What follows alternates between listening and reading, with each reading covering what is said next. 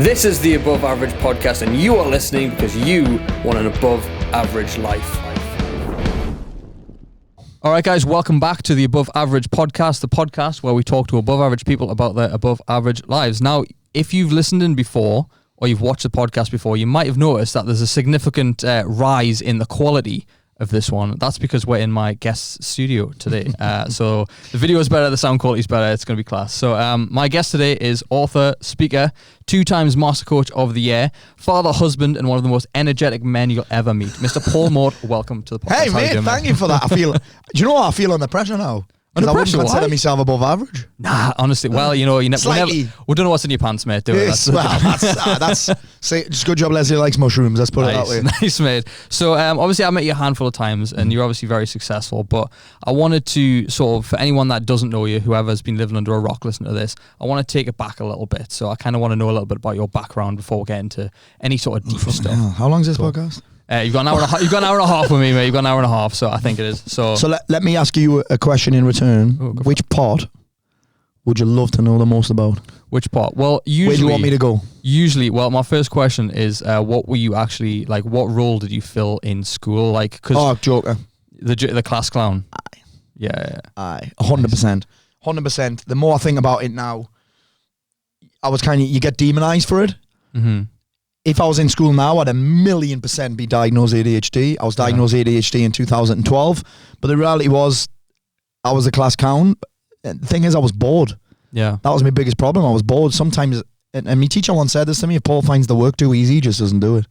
Well, that's interesting. And if I found it too easy, I'd finish it fast, but I'd want to finish it fast so I could make people laugh, flirt with birds. Nice. You know what I mean? So were you quite a flirt in school? 100% aye. 100% aye. I probably still am a little bit now, to be fair, but I flirt with, I'll flirt with you as well. Depends what flirting is. Depends what flirting is, like you know what I mean? You'll banter more. I'll banter more. I'll banter more. And I think that, so a couple of things that happen in school, I'd either have no interest in the subject and would just be off on another fucking planet, or I'd have a lot of interest in the subject and be obsessed with it. Like, for example, I enjoyed languages, so except English. Every language but your own, yeah. Do you know what I like, mate? When I was at school, I liked writing, like anything that was creative writing, I quite liked. But then you get to a certain level and the creative writing was kind of taken away. Like and this is going back a long fucking time, mate. Yeah, I know. Like a long time. But I think when I got like year 10 and year 11, it became more serious and I didn't like it. Or also you got to consider, mate, this is a weird conversation we're having that I've never had before. You got to consider when you get to like year 10, year 11, it's not cool to, you become more concerned with being popular than being... Yeah. You do, don't you? Yeah, but, well, you can't be popular. At them days anyway, I think it might be changing a little bit now as well, where you couldn't be popular and smart. Do you know what I mean? Yeah, you couldn't be like, cool. Nah, it wasn't cool at all. But French and Spanish, I love them. I think it was because it was smaller classes as well. So I got a bit more attention. Dropped out of those.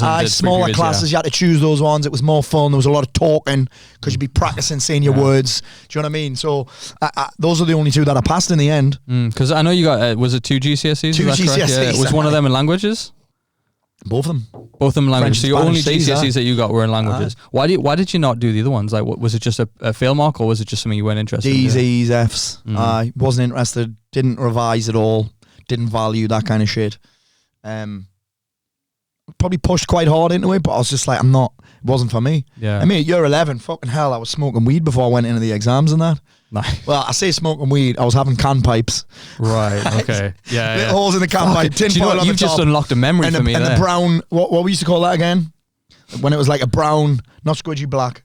The squidgy black. Was that not Dope, we used to call it dope. You know, the brown weed, the resin. Yeah. Resin. I'll be smoking that before I went in. That's just unlocked a memory for me. That I know there's probably a difference between when me and you were at school, but like obviously we didn't have phones and stuff then. So can you imagine, like, if you can say that you got ADHD now, like imagine what kids are like, you know. Mate, I'd go home for my lunch and I'd be late coming back because I'd be playing on Football Manager on a lunchtime and that's like my first memory of gaming really as well, man, like Football Manager. Yeah. But I made school, class clown, bored. I would actually consider myself, you know, I was one of them kids where the teacher would say Paul's intelligent, he just doesn't try. He's just too busy trying to make people laugh. Yeah. Have you ever bumped into your teachers? I'm curious, like over the years, have you ever has anyone ever got in touch or... Because I used to work... That school's not there anymore. It's been 2 schools since then. Nice. So I went to King George Comp. Right. They knocked that down. They built another school and then they closed that down. They called it South Shields Community School or something. and that's nice. closed now as well. So no, I'm trying to think if I have, maybe I have. Well, it's funny because I used to work in a restaurant for 7 years, and I had like, obviously it was quite close to where my old school was, and I used to get teachers coming in. Oh, really? And I'd be like, hi miss, hi sir, you know what I mean? And I'd still call them miss and sir, and they'd always ask what I'm up to. And I was always like the polar opposite of you in school. I was the quiet kid, the reserved, didn't put his hand up thing. And then now I'm doing stuff like this, and I used to tell them, I'm like, oh, I make videos and stuff like that, and they'd be like, what? Like, how have you managed to turn that around? It's weird, isn't it? It would be a very interesting conversation, put it that way. Yeah, I'd love for a teacher to see you now. Yeah, it would be very fucking strange. hell, look what Mort made himself. I'm sure at one time there was a teacher, that was me, PE teacher, which obviously you couldn't do GCSE PE back then. I would have fucking pissed that one. I would have gone in here and that, no doubt about it. Yeah. No doubt about it, because I valued it highly. But there was no GCSE, and there was one teacher who stopped me from playing football for the school team because I wouldn't play rugby. So I'm not fucking interested in rugby. He said, well, you can't play football then unless you play rugby. Oh, fucking hell. Anyway, I'm sure my dad might have played golf with him for a little bit, and he might have asked me dad what I was up to, but I'm sure my dad thinks I teach fucking step aerobics or something. Still thinks you're a PT. Yeah, nice. Still thinks I teach fucking boxercise and that. Man, well, you've had so many jobs over the years. So obviously I went back and I tried to do a little bit of research on it to find out what I could. And obviously I've heard bits over the years. So I got a list. There was fitness camp, there was boot camp king, lean greens. Yeah. And you actually ended up making your first million in 2014. Is that correct? 2014, when I was also at my lowest. Nice. How did you, before we go into the lowest part, like how did you manage to make that money? What was the money made from? It's a great question. So I actually never experienced any success in my business until I had a car accident. So I remember I was working in a gym and I got sacked from the gym, and then I knew a little bit about PT because there wasn't really any even PTs around in them days, man. Like, everyone was like fitness instructors. I remember my mum and dad kicked me out the house because I was leaving a job that was 30 grand a year to take one that was 11 grand a year. Right? Wow. 11 grand a year for fitness and full time as well. Fitness instructing in a gym, and PTs weren't really a thing. There was maybe a handful, and I started doing it. I realized I was pretty good at it. And then there was just this gym sacked me. So what I was doing then was I was teaching, like I said, aqua aerobics, fucking step aerobics, body pump, boxercise, Pilates, all that kind of mad shit. And I loved being in front of people. That was the first time where I realized, actually, this is where being a bit of a clown helped. Yeah. Wanting to be the center of attention was useful then. So I actually didn't enjoy one-to-one PT as much, and I don't enjoy one-to-one coaching as much now either. Yeah. I prefer a full room than a tiny room. Yeah. I just prefer that. It's my personality. It's better feedback as well. It's just my personality, mate. Some people hate it. I love it, and I've got no problem admitting it. Yeah. So, I started doing this thing, and then I was traveling to people's houses doing PT. I was teaching all these classes in gyms. I remember one day going to North Shields, guy ploughed head on into me in the car, pretty bad accident, ended up in hospital. I was off work for about 3 months. And in that period, I'd been paid to train people. And I remember one lady in particular, she paid for 10 sessions and I couldn't deliver them. And she wanted that money back, but I'd spent it. Because what I realised then was I thought I was a fucking business guy. Didn't earn a fucking penny. Wasn't teaching classes, which were swapping time for money. Wasn't teaching, doing one-to-one, swapping time for money. Kind of couldn't claim on the dole. It would have took too long, and I would have, my pride wouldn't, my ego wouldn't have allowed me to do that anyway. So I ended up getting, I remember being on a forum, and this forum was like a business forum. Forums were cool back then. There wasn't really any Facebook. It was just forums. You don't get that now, forums? Nah, well, you do. There's one in particular where people go on and just bully people. Oh, right. Like they talk shit about people. Like TikTok comments. They talk shit about people. It's awful. Yeah. Like there's threads about me on there, and I'm like, really? Ooh, I couldn't find them. I'm gonna have to go look them up now. It's a fucking embarrassing, really, for these people. Imagine going on a forum under a not your real name. Yeah. What's that called again? An anonymous like name. Or so you put something like that, like an anonymous name, and just attacking people that you don't know. It's just honestly the lowest form of human is it's like mad. I'm like, imagine if your friends knew you did this. Yeah. Imagine if your kids knew that you went on a forum and just bullied people. Because that's what it is, really, bullying people behind their back. Because there's no fucking way you'd say it to my face. Nah. Anyway. It's all these keyboard warriors.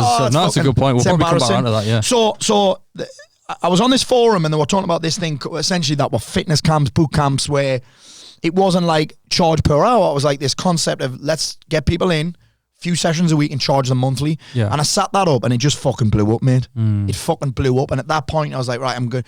It wasn't my first exposure, but it was when I really started to immerse myself in marketing and selling, because you had to realize that you can be as good as you want at your job, but you when you're self-employed, you're often not paid for your competence. You are at a certain level, but you're paid for your communication. In other words, how good you are demonstrating how good you are.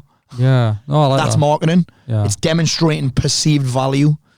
So I started learning about that, then that just kind of blew up. And then it's weird. Every part of my career I fucking stumbled into. I became a personal trainer because I lost weight and people asked me how I did it. And I was like, I would love people to do this as well. I started doing boot camps for that reason, but then I started being successful at boot camps and other people either talk shit about me. It was the first time I'd experienced criticism was when I started earning money. Funny that, innit? From people I didn't have any. Yeah. Right. And then, but also it was my first experience of kind of like generating any kind of money. Yeah. But because I was doing that, I was either getting criticized or people were asking me, can you show me how to do that? How are you doing that? What exactly are you doing? And that's where I started doing the Bootcamp King stuff. Right. And that still wasn't my first million. My first million came when I moved to Marbella. I met my business partner, Tim. We started 2 businesses at the same time. At the time, I was like, right, I don't want to do this one-to-one coaching thing on Zoom. I didn't even know how to coach, and I was just telling people what to do, and they weren't doing it, which is fucking infuriating. That's not coaching, though. I've since learned that. That's mentoring. So I was like, right, I don't want to do this Zoom thing anymore. It was lucrative, but I didn't really enjoy it. And at the time, I remember I used to get this paper newsletter. I was in 2 paper newsletters. So you pay a monthly subscription. Every month you get a newsletter. Right. One of them was from a guy called Dan Kennedy, the godfather of fucking marketing. I can't remember that one was called. Dan Kennedy's Inner Circle or something. It's fucking amazing. You just get taught different, you'd get shown like different case studies, different copy and paste campaigns, different templates to essentially attract more people into your business. Actual practical stuff. Like practical shit. And it was awesome. And you learn a bit about the theory and the mechanics behind it, which I think is important as well. Yeah. And then I was also in one with a guy called Ben Settle, and he was the guy that I learned email marketing from, daily email marketing. And I was like, I wonder if I could do one of these for the fitness game. No one was doing it. It was called Marketing Muscle Inner Circle. It's how I met James Smith. Nice. Me and Tim started Lean Greens and Marketing Muscle at the same time, and then those blew up. And at the time, I suppose Tim was a great fit for me because he was the opposite of me. That's why me and Leslie work so well. We're the opposite. We're the opposite. It's why our team works so well. We have a lot of opposites in the office. You'll notice Connor's really quiet. Gets on with it. Headphones on, gets on with it. Whereas Kat's fucking like me. Oh, but yeah. Aye. There's a nice mix of energy in your Max office. right in between. Yeah. Right in between. So this Tim was a planner. He was an introvert. Didn't want to be the face. Wasn't interested in that. He was a planner. He knew the numbers. Me, zero interest in numbers, which is weird for a businessman. Yeah. And then I remember Leslie saying one day, hey, Paul, you seen this Stripe account? There's £1 million in it. There's £1 million came through. I was like, fucking hell, I didn't even know. So you weren't paying attention to the money at that point? I was. Were you bothered about it? I was, but I was in a different place because my ego is still I wouldn't say it's a challenge. I have a large ego. Like, I've got no problem admitting that. I like to feel significant, which we all do. Yeah. I just admit it. Yeah. Right? But it's probably helped you to do what you do. Of course it has, mate. I like to feel significant. What I've realised now is that the fastest way to feel more significant is to make other people feel significant. Right? Well, I didn't realise that back then. So the number that I was focused on was the ego number, which, funnily enough, wasn't profit and it wasn't income. It was how many people were in my programs, how many tubs I would sell a month.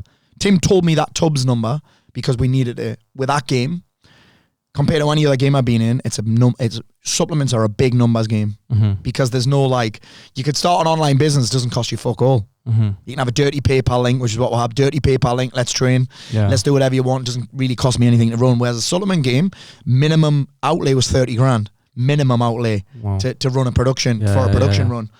And also all of our money was tied up in there. So actually that £1 million was not even from Lean Greens. I've just fucking clicked onto that. It was from Marketing Muscle Inner Circle. Because I remember we'd have about 400 people in that thing every month and get this newsletter, and that was it really. Yeah. And I'd just be teaching things that had worked for me and things that I'd learned about marketing and things that I was learning from other people. And people fucking ate it up, mate, because it was a way to work with someone that wasn't costing them quite a lot of money. It was just a newsletter. Yeah. And I'd do critiques. Tim would do a bit of he was a tech guy, so he'd know about all the software, like Max, me tech guy now. Yeah. He'd know about the software. He'd do like Tim's tech corner, and it just blew up, mate. So it sounds like you had that sort of, that foundation was pretty well established early on. Like, even from when looking at your school times, like the creative stuff was more your thing. You didn't care about the rest, but having that other guy there really made it like having a team, because everyone thinks that they can do it on their own. Yeah. That's what annoys me, I think, about Tim probably couldn't have done it on his own either, because he's not an extrovert. He's not the guy that's going to get on video. He's actually a good writer, Tim. But he's not really the creative guy. He's not really the loud guy. He's not the guy that's going to go to events and fucking network with people. He's not the guy that's going to get on stage. So we both needed each other at the same time. And you're right about the team, mate. You have people like me who are, you'll only get to a certain level, either on your own or with 2 or 3 people who are the same. Yeah.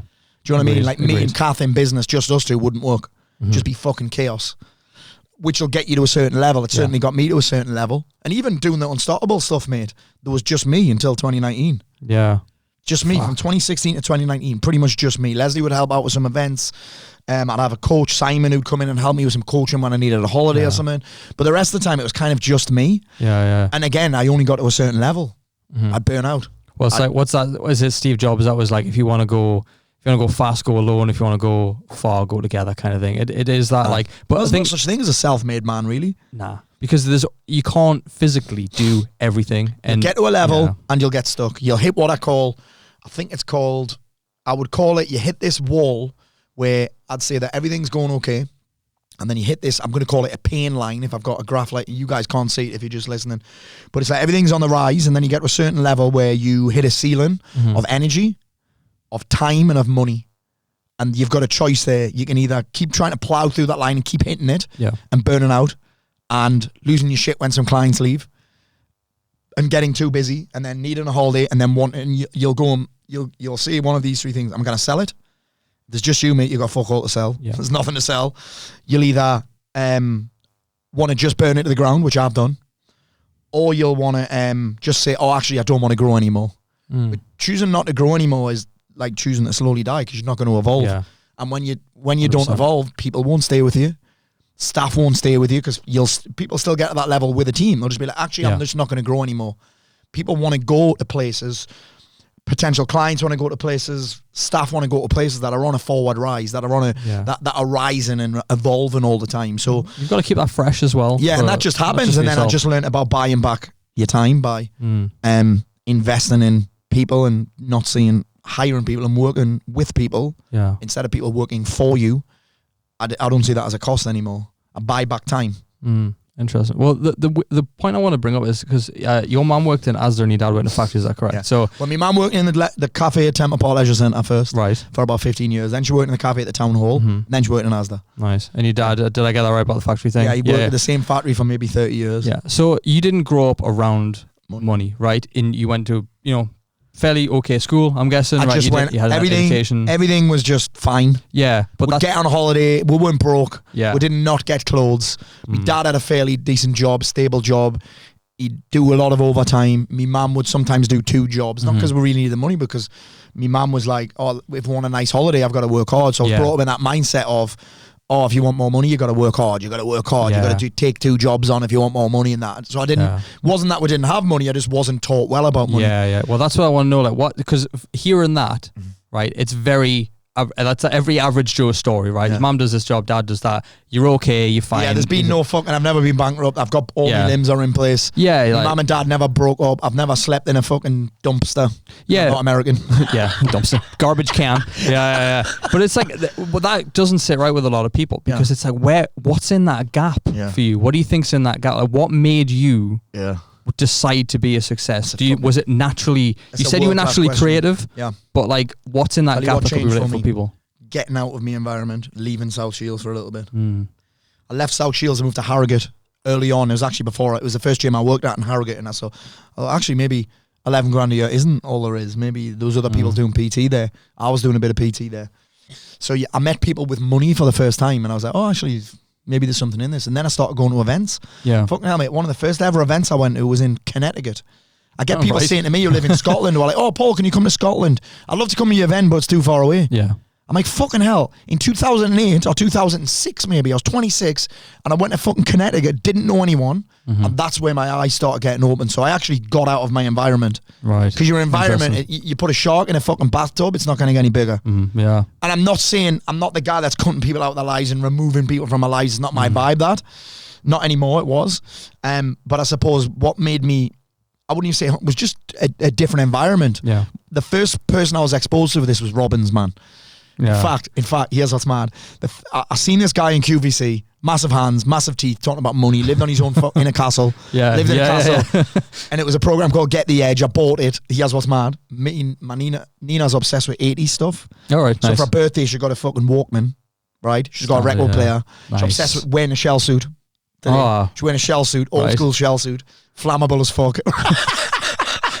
I don't think shell suits will come back, but if Nina can pull it off, Nina can pull it flammable off. as fuck. So we'll go to a lot of charity shops, and the other week I'm in one in Shields. Actually, it wasn't. It was in Team Valley where I went to get an MRI scan, and we went in, and I saw the original. It's in there now.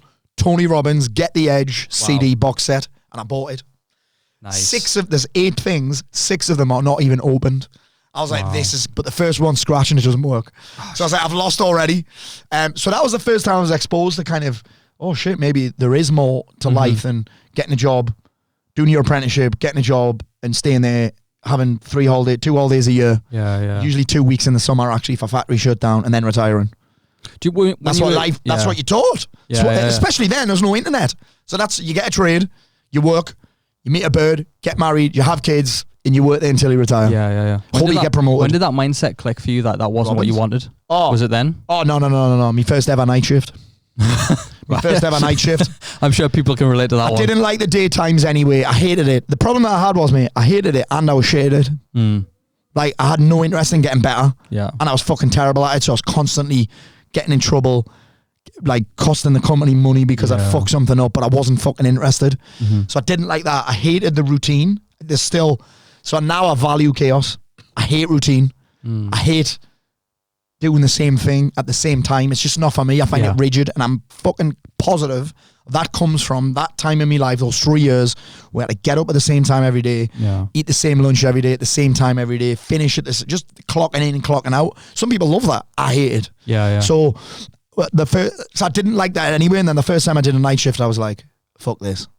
Mate, I was honestly, I feel you. I did night shift. I was having to buy Whiz to stay awake. That's speed for you guys that aren't from South Shields. I having to buy Whiz to stay awake, like ham and Whiz sandwiches and that. Fucking hell.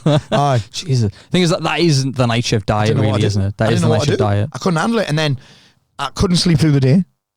So that was like, this is not for me. Yeah, well, that's the thing about night shift. People say, "Oh, it must be great. You stay up all night and you sleep through the day." It doesn't work that way. It absolutely kills you. You've got no social life. Else is around through the day. Yeah, exactly. Do you know what I mean? Like, I met Leslie then, and I was like, "This is not for me." And that was a big realization for me. But I've got a trade. Yeah. But with the money, we see everywhere that attitude is everything, right? Yeah. So I'm curious, in your personal opinion, what do you think where do people go wrong with their attitude towards money? Well, they think they're entitled to it, for a start. The beliefs are, it's kind of that beliefs, their attitude is going to follow their beliefs. And the beliefs are that, you hear this all the time, money goes to money. Actually, yeah, it does. Money goes to people that value it. Yeah. And money is people don't understand what it is. They think is it something that you earn? Or is it something that is an exchange of value? You will be paid directly in correlation with how much value you bring to the fucking world. You want more money in your job? Bring more value to your boss. Yeah. Ask him, how can I bring more value? That's all money is. You buy things that you value. Beyond your needs, actually. Yeah. You've got your needs, but obviously you value your needs. It's kind of inbuilt, right? But then beyond that, you'll spend your disposable income, however small that is. Yeah. You want to see what you value, look at where you spend your disposable income. Yeah. So that's, and again, it's just, if you put that word money and value together, so what it is, money flows to people that value it, and money will congregate around people that bring value to other people's lives and other businesses' lives. That's it. Yeah. Full stop. If you can communicate that value, that's marketing and selling. Communicating how valuable you are to people. So you'll spend money on what you value when you think you're going to get more than what you give. When you think you're going to get more in exchange for the money that you give. That'll tell you a lot. But mate, I had to learn that mindset because again, I was talking about this the other day. You never notice on the movies the bad guys are always rich. Yeah. Well, every TV show, bad guys are always rich. Targaryens, not the Targaryens, the Lannisters. Well, if you go watch House of the Dragon, they are rich. Targaryens rich, bad guys. Lannisters rich, bad guys. Bruce Wayne's probably the only guy, but even him, they try and portray him as a fucking bad guy all the time because he's got money. Oh, he must be flawed because he's got money. Why do you think that is? Why are bad people portrayed as rich? Why is bad and money put together? When I ask people what money is, if I say what's money, they'll say the root of all evil. Like, is it? It's not. Is it though, all evil? No, it's not. It's not. Money can corrupt, but it's one of those things that you can. Well, what if it's the root of all good? Yeah. Charities wouldn't exist without money. Thing is, it's like I would not be scared of. How do you solve world hunger? Money. I'm not scared of people who are rich, right? I'm not one of these people who goes online and bashes the rich, right? Yeah. But what I am scared of is desperate poor people. Yes. Or quote unquote poor people, because people with nothing to lose. Yeah, exactly. Yeah. They're the scary ones. They're the ones you need to watch out for. I was thinking about this the other day. We tend to not have a problem with people that have came from nothing and make money. If you think about that, he's came from nothing. He's gone through some fucking tragedies. He's gone through some challenge to make money. He adds value to people's life. I think the problem that we have with a lot of people with money is when they're just giving it. Do you know what I mean? When they're just giving it. When we think they're being given it. When we think they're being given it. But that's the reality, mate. And it's something that I had to learn very early on in my life. Very early on in me business, especially because I was saying there, when I started to make money, I started to get criticised. And then I started to feel guilty. Do you know what I mean? Yeah. And that really fucked with me for a little bit. And then I learned that shit about value and where it flows. And actually, the amount of money I'm getting paid is a direct correlation to how many people I'm fucking saving and helping and working with and adding value to their lives. If I wasn't adding value, people wouldn't give me money. People didn't think that what I did was valuable, they wouldn't give me money. And many people don't. Fuck me, I say this all the time. The free stuff that I put out is better than what fucking people are charging $5,000 for 90 days for. I've got no doubt about it. But even then, those people, fair play to those people that are charging $5,000 for 90 days, because clearly the person giving them the money thinks that that's going to add value to their life. Yeah. Full stop, man. I remember, it's a funny thing. When I was a kid, and again, I said we didn't come from nothing. We did well. You were all right. We always had one holiday a year abroad at least. Like, we were all right. Yeah. Always had the latest football boots. Always had the latest footy strip, whatever that was. Yeah. I mean, I had to work for it in the end. But I remember, I'll never forget this. Me and my sister, Phoenix Window? Yeah. Me and my sister, my whole family, about 20 of us, went to Phoenix Window every year. Nice. One year, everyone was like, let's go to KFC, except me and my sister, because we had chicken in the freezer. You know when the ice cream man would come? Yeah. We've got chalk ices in the freezer, Paul. I was waiting for that. Every time. Every time. So I had to learn this concept, and it was almost like unlearning. And it's not as even though I was taught it. You're not even taught it, really. You just pick it up. Yeah. It's if almost people, like... if people don't know what their own beliefs about money are. Yeah. If you ask them what's money, they're like, you know what I mean? Yeah.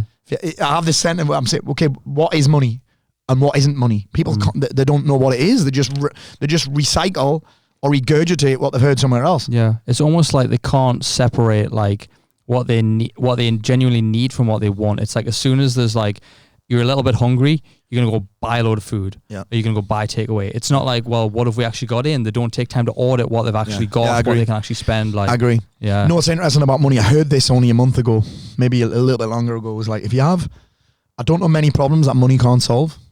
So if you have money, you don't have many problems. Kind of, right? There's not many. So if you have the money and you have a problem, you tend to not have the problem really. Not all of the time. Yeah. But then I'm like, on the other side of that, this is me, the other thing that I got from that was, right, if you solve problems then, right, if you solve problems for people, guess what you get? Money. Like, you are rewarded with money if you can solve problems for people, help people solve problems. Yeah. I was also told solve rich people problems because they pay more. That was also a good one that I heard. Amazing book on that, actually. It's called Marketing and the Affluent. Funny enough, by Dan Kennedy. The marketing guy I mentioned before, he has a book called Marketing and the Affluent, which is awesome. Amazing. Yeah. Well, it's funny that you mentioned that. So I'm under the belief that money doesn't solve all problems, but when you have that much money, you have higher quality problems. Yeah. Is that something you would maybe agree with? A little bit. I mean, there's a lot of people, when you have money, some people try and take advantage of you. Some people will expect you to give them some for nothing. Some people expect you to do them favors, which is fine. Do you have higher quality problems? Like if you think, for example, the business that you run, like most people just focus on, they have their, maybe it's not even self-employed, they're just an employee, they have their wage and that's it. Well, for you, yes, you might make more money than most people. You have staff to pay. If you don't coach, they don't get paid. There's people depend on you. Yeah, That I would say is a higher. Yeah, I agree. problem. It is. It's still a problem, but again, I suppose it depends on what you see as a higher quality problem. Because you can, again, like I said before, if I can make money can make that go away. But then you've still got to work to make that money. You do. Mate, I turned down 100 grand this week. What for? This is going to sound insane, and it might piss some people off. I got a message from Woodhouse, and a Saudi billionaire wanted me to go to London for a month, live with him, coach him every day for a month, give him some support after. And I said no. I said no. That's quite a big commitment, though, isn't it? To do that for a month. I would have to. The people that I'm already working with, I wouldn't be able to serve them. I'd be away from my kids, which I'm not willing to do. If they came with me, it'd be different. But living with someone for a month, fucking hell, he'd throw me out after 2 days. Turn the whole life. Maybe he doesn't know how energetic you are. Can you pay me up front? Can you do me head in? And actually, I wouldn't need that much time. Yeah. I wouldn't need that much time. Yeah. How much time do you think, if it was like an offer on the table, how long do you think it would take to turn his life around for you to do that to him? I think I could do it in an hour. Wow. What would you do in that hour with him? Less than I think I could do it in 15 minutes. I'm not even kidding. Or I could change his mindset in 15 minutes. And then I could have other people keep him accountable, and I could be available for a little bit. So you'd more set up a system for him than anything. Then you do that. You would set up a system for him to get his life on track. Would that be more? I'd have him set up the system. Yeah. Nice. Yeah. If he's paying me that much money, I'm not going to give him cookie cutter. He's going to create his own thing that he's more likely to follow based on his values, what he values the highest. But in 15 minutes, fucking hell, mate, I've seen so many transformations and mindset shifts and what I call holy shit moments. Through a model that I use for coaching. I've seen so many holy shit moments happen in one session that it can completely change the trajectory of someone's life. One conversation can change the trajectory of someone's life. I mean, I've probably had moments where someone said something, I'm like, holy shit. Like that money flows to value, and money's an exchange of value. That one sentence can completely change your fucking life. Yeah. Because you got like your actions will follow your decisions follow your thoughts, and a belief is just a thought that you've had a lot. So my belief is money is an exchange of value, money flows towards perceived value. Then my job is to change people's perceptions around what I'm capable of doing for them. I like the phrase perceived value, because it implies that not everyone sees value in the same thing, which is what people don't understand. They definitely don't know. I mean, I get criticised all the time for the random shit that I do. Like, I remember when I got that ice bath that I bought, people are like, oh, you've got more money than sense. I'm like, mate, I used to spend $1,000 a month on Sniff. Yeah. I paid $6,000 for this bath, $8,000 for the bath, actually, and it's forever. Yeah. I'd spend that in 8 months on Sniff. I've got it forever. It's an investment in my health. Like, I'm not criticising where you're spending money. Yeah. Do you know what I mean? Well, that's you get 3 for 100. Well. You get 3 for 100 every weekend, mate. So do you know what I mean? I spent right now. I'm in since 2021. I'd say when my friend Stoney died, I have invested, and I say invest because I get a return on it. Not all of my money, but a lot of money just in creating experiences and memories with my family. You'll have noticed that if you follow me. We're always doing something. There's never a weekend goes by when we're not fucking making memories. Which is class. That's where I invest all my money, because what am I going to remember when I'm like? It's an interesting thing because I get the attraction and I get the benefit of investing money in properties and that. And don't get me wrong, I still do that, and stocks and shares and ISAs and that. I still do that. But at the end of the day, when I die, I'm not going to be thinking, oh, fucking hell, I wish I bought another house. Yeah. Well, let's share something interesting with you that I heard the other day, right? And I think it'll resonate deeply with you. When you see people's tombstones, it's always got written on what they were to other people, not what they got, how much money they made, what their job was. It's always what they meant to other people. I went to a funeral yesterday, and it was me friend's dad. It was a fucking beautiful... I've never been... There was the third funeral I've ever been to. First time I've been in the creme. Wow. Right? Inside the building. And it was my friend Rachel, it was her dad Alan, and the service was fucking amazing. And they just talked about his life and his experience. They didn't talk about how much money he had. They didn't talk about the cars that he drove. I mean, don't get me wrong, I still love that shit. I've got a Porsche. Yeah. Like, but it's like, I still love that shit. But they didn't talk about that. They talked about holidays and trips and football matches and all that kind of shit. That's my vibe, that. So, and and he died of cancer, unfortunately, right? But I'm like, when I'm dying in that phase, me and Leslie, I was like, Leslie, can I have this song when I die? will you do that for me when I die? Like, he had like a big Sunderland flag over his coffin and that. I'm like, will you do that for me? She said, what you saying, man? She's like, oh, Paul, I really enjoyed that funeral. I said, I bet you got loads of ideas for mine. What are you talking about? But I was just like, imagine when I'm dying, I'm thinking, and I'm going to be like, remember that time we did that? Max, remember that time on a random Thursday I got a speeding ticket and you were late for school because we decided on that day to go to Man United versus Chelsea. And he'd be like, oh, Dad, I remember that. Like, that's the shit. I don't want to be talking about the fucking 30 years that I had doing the same shit day after day. I want to get to the end of my life and be like, fuck me, that was a ride and a half. Fucking hell. Do you know what I mean? I don't want to be like, oh yeah, I'm glad I did the same thing every day for that long. It's just, and again, some people value that, so don't get me wrong. Some people love that certainty, that familiarity, that known, that security. That's just not me. That's just not me. And I think that comes from the fact that I hated it when I had it. So I've now got this, I had this value center come from voids. So I had this void of, I have this void of, I fucking hate security. I don't like routine, rigidity is what I say I don't like. I like flexibility. I like variation. You think about it, I like the spice of life. Variety is the spice of life. It is. I like the spice. I like the spice. And it's not for everybody, but we're so different values. I like fingerprints, you know what I mean? Everyone's different. Yeah. No, I agree. But going back to the money thing, like obviously you had a lot of money. You had a house in Marbella, you had a pool, you had the wife. I think a quote that I heard was, you said, I've got the hot wife, I got the 2 kids.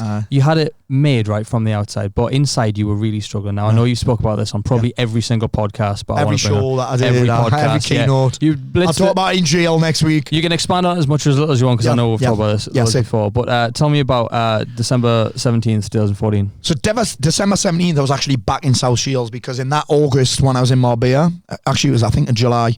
Nina was born in the May, so about July. I was diagnosed bipolar.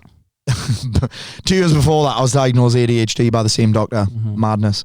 Anyway, I ended up, we ended up moving back home, because at that point, mate, there's me, Leslie, a newborn and a 2-year-old in Marbella where we don't know anybody. So Leslie's effectively looking after 3 kids. 2-year-old, a newborn, and a 34-year-old baby, right?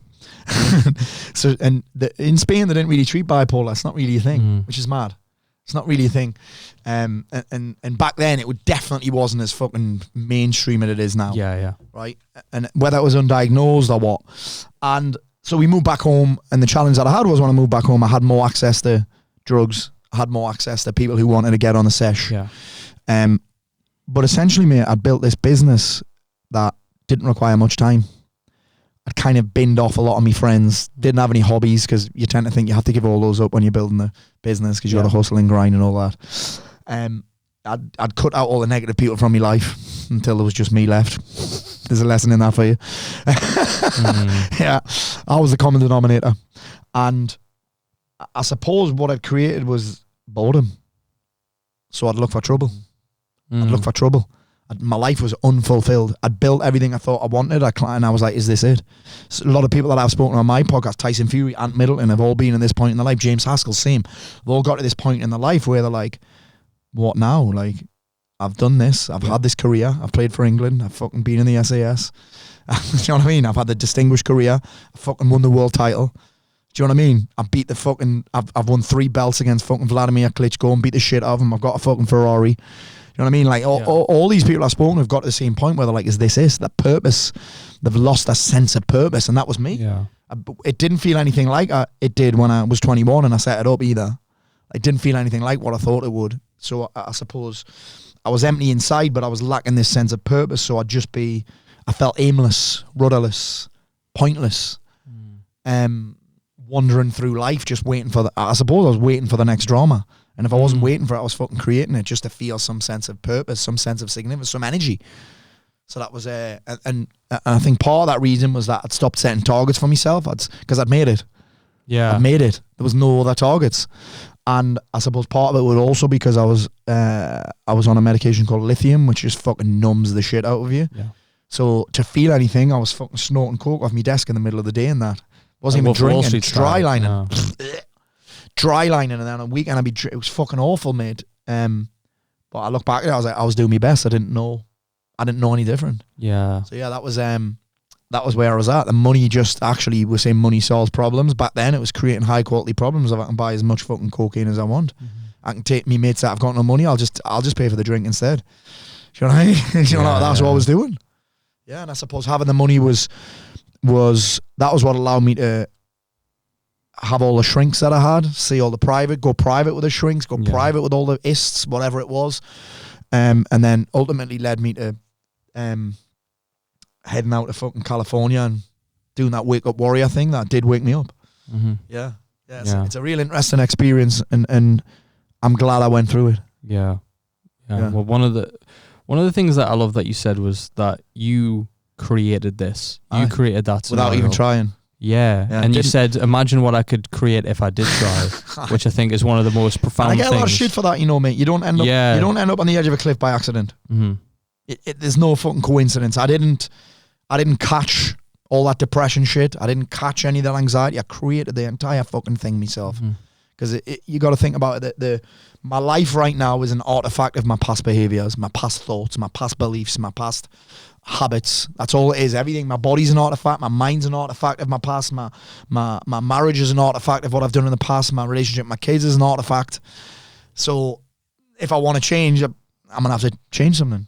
Yeah, it's all like an artifact. The responsibility as well. But what do you think it is that triggers people about that statement? They have to ship it out with a victim mentality. Because the war cry of someone that's in victim mindset is blame. It's easier to blame than it is to take responsibility. It's just easier. Yeah, it's just easier, and a lot of people actually believe it. It's not that I don't even know if they're triggered. They're kind of defending their beliefs. They're not attacking me. They're defending their beliefs because they believe it so strongly. Because maybe someone else has told them. Maybe they've been told by someone in authority that this is just the way it is. It's not your fault. It's not. I think that's partly the thing as well. Is let's not get confused responsibility with fault. Because fault's like, oh, well, that means I did it on purpose. It doesn't mean you did it on purpose. Responsibility is just like, oh yeah, I created this shit unconsciously. Create this shit without even realizing it. When you feel like it's your fault, that perpetuates fucking victimhood. Because then you get to blame yourself. Well, it's like it might not be your fault, but it becomes your problem and your responsibility. That's what it is, and for me, some people get empowered by it. I fucking hell, this was me. Fucking hell. And some people, oh, fucking hell, it was me. You know what I mean? It's the same fucking thing. It's just what comparison frame you want to put in. What perception you want to look at it. What lens you want to look at it through. Yeah, what lens you want to look at it through. That's right. That's right. So for me, I found it incredibly empowering. I was like, shit, that means it's on me. Oh shit, this wasn't something that I was born with. Do you know what I mean? It's interesting. This wasn't who I was born to be. This is not something I'm going to have to deal with for the rest of my life. Do you know what I mean? Well, if you look at any successful person, they'll always talk about taking responsibility for anything that's not like you said, not taking. And a lot of them have had the realization. Yeah, but it's like the fact that most people will look at that, get triggered by it, and not notice. If you just did that, you would notice a massive shift in where your life is going to go. Yeah, I would call it reclaiming your power. Because when you're blaming, you're powerless. You're putting the power in something else's hands. So I was putting the power in bipolar's hands. I was giving bipolar the power. I was giving me past the power. I was giving cocaine the power. Yeah. So that left me powerless or feeling powerless. So the moment I said, actually, this is me, I reclaimed all of my power. Like, then that's a very strong position to be in. Yeah. I reclaimed all of my power, and I suppose I also became very clear on what was required. Because when I'm powerless, I'm also confused. There's no clarity in that, is there? Nah, that's a fuck. No. It's a fuck. Well, one of the you have a very Mort manner way of saying things, right? You have a very good way. And one thing that you also got in trouble for saying was that you don't want to allow yourself to be classed as bipolar, or you don't use the label bipolar. Nah. Right. Nah. So can you talk about that and why you chose that mindset? So I didn't at first, and then I started learning about language. And I started learning about language, and I suppose I relearned language because I remember hearing Tony Robbins talk about it back in the day. And again, I'm not into all of Tony's stuff, but there's no doubt he talks a lot of sense. And he saved a lot of people's fucking lives. Yeah, that's why he's the best. Yeah. And I suppose I am bipolar, just didn't serve me. I have bipolar, didn't serve me either. That would indicate that at some level I've caught it. I was just like, I was somebody that was diagnosed with bipolar. Somebody that's trying to quit smoking tends to never quit smoking. Somebody that identifies as a non-smoker interesting, that, isn't it? Tends to give up smoking. That's where I learned it. So I learned it about smoking and drinking. Somebody that says they don't drink is very different to someone that says, I'm trying not to drink. Well, What Very about the different. people who say that might be denial, living in denial? Because Maybe. that would be the comeback to Maybe, that. and often they don't know about language. They just don't know that language, what you say about yourself matters. Mm-hmm. What you say about yourself matters. Like your words become your wand, if you like. Do you know what I mean? Mm-hmm. This matters. So if I labeled myself as having bipolar, again, that for me personally, I don't want to say it's for everybody, but for me, labeling myself as having bipolar it would put me in a state of thinking I can do nothing about it. Funny enough, when my lifestyle's on point, when I'm in charge of my habits, when I'm doing the things that serve me, when I'm hunting the fucking wolf, when I'm hunting the animal, when I'm on purpose, when I'm on mission, when I'm living deliberately, when I'm living a deliberate life, bipolar's not an issue. Mm-hmm. It doesn't appear. What does it mean to live a deliberate life? Living a deliberate life is choosing what you want. And it's basically choosing what you're focused on. It's understanding that my choice is I can choose what I'm focused on, what I add attention to, I add momentum to. So I'm basically I'm trying to control my attention deliberately, putting my attention on two things: what I want and what I'm grateful for. What I want and what I'm appreciative of. Whereas when I'm not living the deliberate life, I'm at the mercy of my attention, which tends to be your attention's going to go on what you don't want and what you don't like and what you wish wouldn't happen and the what if this happens and what if that happens. When I live a deliberate life, none of that's an issue. Anxiety's not an issue when I'm living a deliberate life, when I choose to live a deliberate life. No, I love that, mate. And that doesn't mean that I don't have a lot of fun. People always think, oh, well, Paul, your life's really rigid. I'm like, actually, it's not. Because you love what you do. I love what I do, but also it's rigid, right? So my schedule's tight, right? But it's tight doing shit that I love. And if I didn't have a schedule, I'd be all over the place. Yeah. And even though I have a tight schedule, it seems rigid, it's full of variety. It's just full. But you've also created a life where you get to do what you love more because you've built something. You can delegate as well. I've built a life based on my values, based on what I value, based on doing what I love. And don't get me wrong, do I still have to eat shit? Yeah. Have to eat shit a lot. But I'm going to create a life that involves me doing more of what I love, even though sometimes because when you're on purpose, you embrace pain and pleasure. When you're on that mission, you embrace the ups and the downs, the wins and the losses, the love and the hate. Do you know what I mean? It's right in the middle there. And I suppose my schedule is full, but it's full of high priority, high value activities. You think about it, your schedule's full anyway. Yeah. Your life's full anyway. You're either going to fill it full of high priority, high value tasks, or it's going to get filled for you with low value, low priority shit that drains you. Yeah. My shit inspires me. It's exciting. That doesn't mean it's all fucking rosy. It just excites me. Exciting, sometimes that's challenge. Like I choose not to seek out comfort more often than not. Sometimes I still do. Sometimes I avoid discomfort. Most of the time I'm like, there's no such thing as a comfortable life. Oh, I like that. Well, the thing is, like I said earlier, the higher quality problems, like when you get higher quality problems, you're not as bothered. Like, it's like when you're sort of in the victim mentality, when you don't care what's going on, when you're in, maybe it's even a state of apathy. It's everyone else's fault. Yeah, it's everyone else's fault, and all the problems just seem to keep coming. It's, why me? Why me? It's the government. It's the Illuminati. It's Rothschilds. You know what I mean? All that conspiracy starts coming out. It's all that kind of shit. It's the government. The country's a mess. Do you want to think I've never Even blamed someone as the said to government? me yesterday, mate, life's really hard. I'm like, well, what are you doing that's making it harder than necessary? I guarantee there's something. Yeah. Life's challenging. It's supposed to be. Life's uncomfortable. It's supposed to be. Life's about growth. That's why. Growth's sometimes uncomfortable. So, but I'm guaranteeing that you telling me that life is really hard, I'm guaranteeing that you are doing things that make it harder than necessary.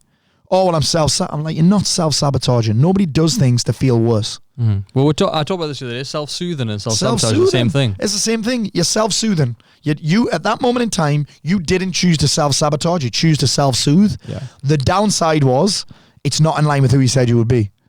The downside is afterwards you felt worse. Not during, afterwards you felt worse. We don't do anything to feel worse. Yeah. We just feel worse after. You get a change. You get something from staying the same. Of course you do. Of course you do. You wouldn't do this. When I say to people, what did you get from that? They're like, nothing. I'm like, you did or you wouldn't have done it. You wouldn't have fucking done it. You saw more upsides than downsides at the time.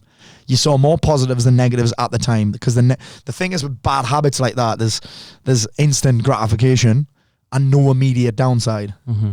No immediate downside. The downside tends to come the next day or the Monday. Do you know what I mean? Or the Sunday night. Do you know what I mean? That's where people are at. Yeah. Well, and it's easy to say, I keep self-sabotaging. I'm like, you're fucking not. Stop using that language. You're self-soothing. The problem with admitting that is it's like, oh, shit. you have the shift then again. I'm self-soothing. Oh, okay. And the way people don't like it when I say this either. I'm like, do you know what most of us are like? And again, men, I'm talking about you guys because I'm one of you. Having a drink to relieve stress. Having a drink when you feel down is fine. I did it for a long time, and who knows, I may do it again one day. I'm not committing to never drinking again. I can consider when I was stressed when I was a kid. I'm talking 2 years old, if I can remember. If you look at a kid when they're stressed, when they're upset, what do they do? Suck on their mom's tits. Men, a lot of men, and me included, I was one, and maybe one day I will be one again, were like giant fucking babies. Big, hairy babies dressed up as fucking men. Because the moment things start going wrong, we're on the nipple. Yeah. I'm not, imagine that. Oh, mommy. Yeah, you're and then right. sometimes we'll even stamp our fucking feet because we can't get ice cream. Like that, once you get out of that and people, embrace the inner child, fuck off, man. There's the TikTok clip right there as well. That's the TikTok clip. Embrace the inner child. I'm on my healing journey. Fuck off, man, will you? You mean you're doing the same shit over and over again? Yeah. Like trying to, listen, talking about your past all the time changes fuck all. I like that because I don't have a problem with therapy, right? Yeah. But everyone that comes through that has spoke to me about therapy, it's always, well, I learned this about me past, I'm like, you did live it, right? It's like, what are you going to do next? What's the future going to hold? What's the next I was talking about this morning on my Facebook. I kind of get it. I get that it can be useful for some people. Yeah, absolutely. But something has to change because you can't change that. Either your frame around it has to change or your actions now have to change because you can't change your past by focusing on it. Yeah. It's cool. I did a speech with anxiety. It's even fucking worse. Yeah, you're talking about something that you're trying to forget. Yeah, the more you talk about anxiety, the more anxious you're probably going to feel. Yeah. You raise it up. You're putting the focus on something that you don't want to focus on. Like, do you know what I mean? Like that's not going to change fuck all. It's going to bring all those emotions back up again. Why would you choose to watch it? Imagine if you saw a horror movie, right, and you hated it. Why the fuck would you keep watching it? Watching the sequels and stuff. Let's watch that whole. It made me feel really scared and I hated it, but I'm gonna imagine watching. Do you know when you're like? Do you know when people get really sickly when they watch something? You know when you see a video and you're like, "Fucking hell," I now can't get that out of my head. Well, you're gonna keep. Why are you keep watching it over and over again? It's bringing all those emotions to the surface again. Friends. It's like choosing it. As though it's gonna solve it. It's not. Yeah, you got to starve it. Yeah, 100%. And I did a speech in Newcastle and I talked about what I call standing on two legs. Right, so I got named the left leg was sort of therapy, speaking to people, talking about your problems, and the right leg was the action, right? And if you stand on either or by itself, you're eventually going to topple. You need to stand on the both. I love it. And I think that was one of the most profound things that I ever sort of discovered, I guess you could say. One of your legs is going to get tired. Yeah, exactly. It's going to get fucking tired. It's going to hurt. One leg forever, yeah. It's going to hurt. Yeah, nice. But one thing that would sort of a key theme of this is the identity, right? People's sense of identity. Now, why is it that you think, in your own opinion, obviously, why do you think people are so obsessed with like labels, their identity, not so much like pronouns and stuff, but just the way that they think of themselves? Yeah, it's something to blame. That's the reality of it. Most people don't even know what their identity is. Your identity is just how you think, how you feel, how you act. That's it. Your personality. So why are we so obsessed with that now, though, do you think? Because we've got things like all these star signs is more common than ever and all this kind of stuff. Like people there's a lady that I follow called C. She's going to come on my podcast and she calls it Insta therapy. Insta therapy. Pop psychology, she calls it. Popular psychology. And those labels are just something to blame, a crutch, an excuse for a lot of people. That's why I don't like imposter syndrome. How does that serve you in any way other than to keep you still? Do you know what I mean? How is that? I'm all about empowering people and making people think about things differently so they can take back their power. I can't see how that serves you. It's just discomfort. That's all it is. It's just discomfort. Whatever works for you. But you can either use that as fuel or use it as an excuse. And I think most people, I think that what can be useful with giving yourself a label, because that's most of the time, no one else has gave us it. We haven't been diagnosed it. Most people are like, self-diagnosing ADHD. And again, that's fine if it can serve you. But most of the time, it does nothing but make you feel a little bit better. It's just a crutch, yeah. Yeah, but it does nothing but make you feel a little bit better and like you're not alone. And it gives you, again, some sense of feeling significant. I was just going to say that because it is about a lot of people want to be seen. Like everyone, if you look now, everyone's, especially with the rise of Instagram, everyone's an influencer. Yeah. Everyone's, we want to be part of a group who are also the same people. We want to be part of that thing. Well, I'm a fucking jiu-jitsu guy. Yeah. I'm ADHD as well. Oh yeah, it makes us feel like we're not alone. We're part of a tribe, which I get if it's helping you move forward with your life. But if it's just making you feel a little bit better but do nothing different, man, that's why people stay in lives that they don't like. Yeah. It makes them feel better. I was saying this morning again, if you're unhappy and you do nothing about it, I can tell you why, because it's familiar. It's known. At least you know how shit it is. It's known. It's familiar. It's certain. It's predictable. Like, for some people, the thought of doing something different it is the unknown. It is unfamiliar. It is unpredictable. It is uncertain. So, of course, you're going to value that more. And that happens. That's why we like to give ourselves labels sometimes. Now, okay, it's known. It's familiar, this now. If it helps you take a different action and change your life, great. If it doesn't, that's fine too. But I get it. But for me, again, I'm all about improvement. I'm all about expansion. I'm all about growth. Because once you realize that life's about growth, it becomes a lot easier because you don't lose your shit when things get uncomfortable. Yeah, I'm a massive video game guy. So I'm everything that is like the next skill point, the next level up, the next something. I'm always loving stuff like that. Like 100%. How often do you think you personally reevaluate or re-audit your identity? How you see yourself? Is that something you ever do? Ooh, I suppose I'm doing it every day. I'm just not consciously doing it. I'm not consciously doing it. I never sit down and be like, who am I? Because you think about, how do you even know who you are? I tell you how I know who I am. Tell you how I know who I am. You think about, is it by what I say? Is it by how I look? Is it by the clothes that I wear? Is it by how much money I have? Is it by how many friends I have? Is it because of my marriage? But ultimately, I learned this back in 2014, and it's from the Bible, which is, ye shall know them by their fruits. So ultimately, your results say a lot about who you are. And why is that? Because your results are of what you've done. And I think what you do, your actions, say a lot about who you are. They certainly say a lot more about you than your words. Actions speak louder. Do you know what I mean? Words. Do you know what I mean? Actions lead to results, so you'll know who you are by the results you produce in your life. I also never thought I'd hear you quote the Bible. But there we go. Nah, I've never heard you quote the Bible. That's a new one for me. Yeah. You shall know them by their fruits. Yeah, amazing. I'm sure this too shall pass comes from the Bible. Probably. I think so, yeah. That served me back in the day, that one. This too shall pass, yeah. I've got a card in my wallet, actually, that we gave out for all the TST people with Luke, and it just says, everything will always be okay. Yeah. And sometimes I take it out of my wallet. It always is, even when it feels like it's not. Yeah, because it's like, sometimes it's Are you going to die? Yeah. No. Yeah. Well, eventually, but yeah, you are. But I love it in the grand scheme of things. Like sometimes, like if life's getting too overwhelming, I go outside. I live near the woodlands, so I just go in the woods, and you just hear the peace, and you think, the world's so much bigger than my problems right now. Of course it is, so much bigger. But when we're low, even when we're anxious, because we're insular as fuck. You think about when you're depressed, when you're low, it's all about you. Yeah. We think it's not selfish, but it is. Everything's us. Me. Same when we're anxious. It's me. We'll think we're the center of the fucking universe. Yeah. We'll think we're at the star of everybody else's movie. Do you know what I mean? We become very insular. What I'm going to call a divergent focus. We go very internal. So the moment you start to go fucking external, you realize, actually, my problems aren't that bad. Life's bigger than I thought it was. There's a lot fucking going on in the world, and it's not all about me. Yeah, it's like that spotlight effect you get when you go in the gym for the first time. Yeah, and you think everyone's watching you work out, but they're just worried that someone's staring at them. Yeah. It's exactly that. Yeah, amazing. So, two key components of your life and your identity: it's being a father, being a husband. Yeah. So I came to see you when you opened for James Smith. Oh fucking hell! Yeah, I was there for that. And which time? When I took my top off and my pants off. Aye, so I'm going to ask you, because that story was really good. So I want to get into your kind of family life. But the story that you told on stage about Dubai, and was Nina involved in that one, wasn't it? Or was it Max? Max. Both of them involved, but Nina didn't get to go up the stairs. Funny enough, we all went on that last week. Nice. All went on that same ride. It's easy now. Yeah, nice. We've got a worse one now, actually. Oh, God. It's called the Blackout. Did you go on that one? Of course I did. That was one where I hurt me pec.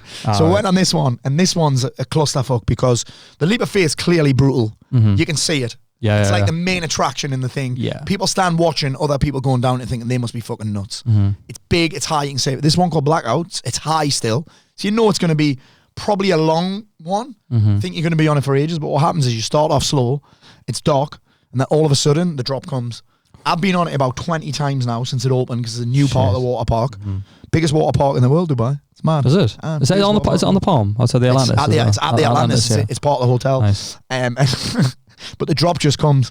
It's fucking brutal. But we all do that, mate. Yeah. Sorry, what were you going to say? Yeah, no. Got excited there. Yeah, I can tell. What was the story behind the one that you told when you opened? So the story behind the leap of faith was my kids, they're not fearless, but they're like danger, they like adventure. Leslie's got no problem on that kind of shit. Heights, whatever, she'll always do it. Me, however, I was never. I had to get. I remember the Metroland. Oh yeah. I had to get off a shuggy boat there on my 10th birthday. The pirate ship. Got off it. Hated it. I fucking hate the pirate ship as well. Never been on a roller coaster since. I'd never been on a roller coaster at all. Never been on a high ride. I remember when I was maybe 26, me and Leslie went to Tenerife, Siam Park, which we actually went there in April. We travel a lot. And I love that water park. And we went there and I got to the top of a slide and it was, you know those ones where there's like 5 or 6 and they're in the different colours and you race down them? Oh, yeah. Couldn't go on it. It wasn't even high. And then ever since then, I'm like, I hate heights, hate rides, hate all that shit. And then my son wanted to go on this one ride and it was high and I didn't want to go on. I thought he'd be too short. And I'm like, it's me son. I can't say I'm not going on. Like, I can't say, son, I'm not going on. So we get to the top and I try and get out of it. Son, I can't do it. And I'll never forget it. Look me in the eye. He's the same height as me almost now, my son. Wow. At this point, I didn't even think he'd be tall enough to go on the thing. He's just fucking shot up. Like, in the last 6 months, he's much taller than Leslie now, which is mad. Wow. He's got a little mustache, pubes, growing a mullet. Shit. He's growing a mullet. Nice. It's mad. Throws a fucking dig as well at boxing, very hard puncher. And he just said to me, Dad, you got to be brave. What do you do when your son says that? Go back down the stairs? No. And then, mate, that moment, this is going to sound really cheesy and weird, but that moment changed quite a lot for me because I went down the slide and I fucking loved it. Now, we're seeking out adventure all the time. Last year, I went on a roller coaster for the first time. I went to fucking, where else did I go? Volcano Bay, which is the water park in Orlando, which is amazing. I went on one of those ones where you stand in the tube and the floor drops out. That looks horrendous. Amazing. There's one in Dubai as well that I've been on. Yeah. Hadn't been on that one before. But yeah, the amount of things that I've been able to do with my kids rather than being the dad that sits on the side. Yeah. Since I've did that has been amazing. Honestly, mate, I went on the first roller coaster I went on was Space Mountain, which was okay. I was like, oh, is this it? And then I went on the Hulk. Fuck me, bro. Shit. I wouldn't go on. So Max and Leslie went on. Me and Nina were like, oh, we're not going on that. It's too scary. Max and Leslie went on. They're like, Dad, you got to go on. I was like, no, I'm fine. And then again, Max, Dad, come on, man. So I went on, panicking like fuck, went on. I was like, I remember being on. I was like, I'm fucking upside down. And the kids, we were like, and we went on, honestly, loads of times straight after. Nice. And then I remember the one it was quite traumatic actually, the next one. Went on this new one called the Velocicoaster, which is Jurassic World ride. Right. And I remember being in the queue for that. I'm thinking, it looks mental, right, when you see it. Yeah. And me and Max went to go on it. Nina and Leslie were like, no, we're not going on that. I remember being in the queue and one of the attendants said to a man with a prosthetic leg, you're going to have to take your leg off. And he said, what for? He said, because it'll come off. The velocity of the ride's quite high. And this is where I was buzzing here. Max was 11. We went a month after his 11th birthday, February half term last year. He said, Dad, will you hold me hand? I was like, oh my God. He never shows any fear like that. Dad, will you hold me hand? I was like, fucking right, I will, son. But he loved it, but I felt it quite traumatic. Oh. And then, mate, we went Alton Towers last summer. And the light Alton Towers better than Disney. Really? I was buzzing. Mate, some of the rides at Alton Towers are naughty as fuck. Yeah, but I wouldn't have thought compared to Disney, though. Well, not compared to Universal. Right, okay. I wouldn't go back to Disney in Orlando, like. You wouldn't? The kids are too old. They're too old for it now. The rides aren't fucking extreme Mickey Mouse doesn't excite them anymore. Nah, it's not extreme. I mean, you've got the Avatar ride there that's amazing. Star Wars ride, amazing. 3-hour queue though. Oh, that's what I really want to do. Even the fast pass is a 3-hour queue. The good thing about Disney though, I didn't put any weight on holiday, which I always do, because your step counts through the fucking roof. Yeah. But the amount of food you can eat in Disney though. Oh, that's wild. I've seen some of the TikToks. We just didn't eat there. We just didn't eat in Disney because it's shit as well. So we just ate a lot on a night time. We stayed in a villa. But Universal's fucking something else. Nice. So we're going to the one in LA in actually next month. That's July. Oh, LA is one of those places I've always wanted to go. We're going, well, the kids couldn't choose. Max wanted to go to New York. Nina wanted to go to LA. So we're like, fuck it, so we're doing New York, Vegas, LA. Nice. Have you been to Vegas before? Trip. Aye. I fucking love Vegas. Not with the kids. Not with the kids. The last time I went was probably 2012. Nice. Max was like 6 months old. I haven't been back since because I was on a sesh. I didn't speak to Leslie for 3 days. Didn't even text. Wow. And then missed me flight home. And she was like, she didn't know where I was. And I was in Heathrow because I had to get the next flight after that. How'd you get out of that one? Jesus. I ate pedigree chum for a week. Pedigree chum in the doghouse. Fucking hell. Mate, the one thing I love about you is how close you are with your kids. But the funny thing is, like you said before, about the dads who just sit by the side and whatever. Yeah. Like, how on earth, because to the average Joe, this will look impossible. Like, you run this massive business. how do you spend so much time and how are you so good with the kids? Like, how do you balance both? How do you do I've that? had to work really hard because I missed the first 2 years of Max's life because I was fucked. Even the first year of Nina's life, all over the place. And then it's actually, do you know what, mate? It's not total amount of time. There's not a big total amount of time, but the time that I do spend with them isn't shit. It's not us on our phones. You got to think about this. There are many dads that I guarantee spend more time with their kids than me, but I like to do things. My kids like to do things. They're not. Max will game in the holidays and that, but we like to travel. We like to do shit together. Yeah. And I suppose my kids are a part of what I do. They love to come. If I'm speaking, Max is like, Dad, can I come? Yeah, I saw them on the stage. Yeah, Gary V speak, man. They've seen Gary V speak. They've seen, obviously, Nina and James text each other and shit.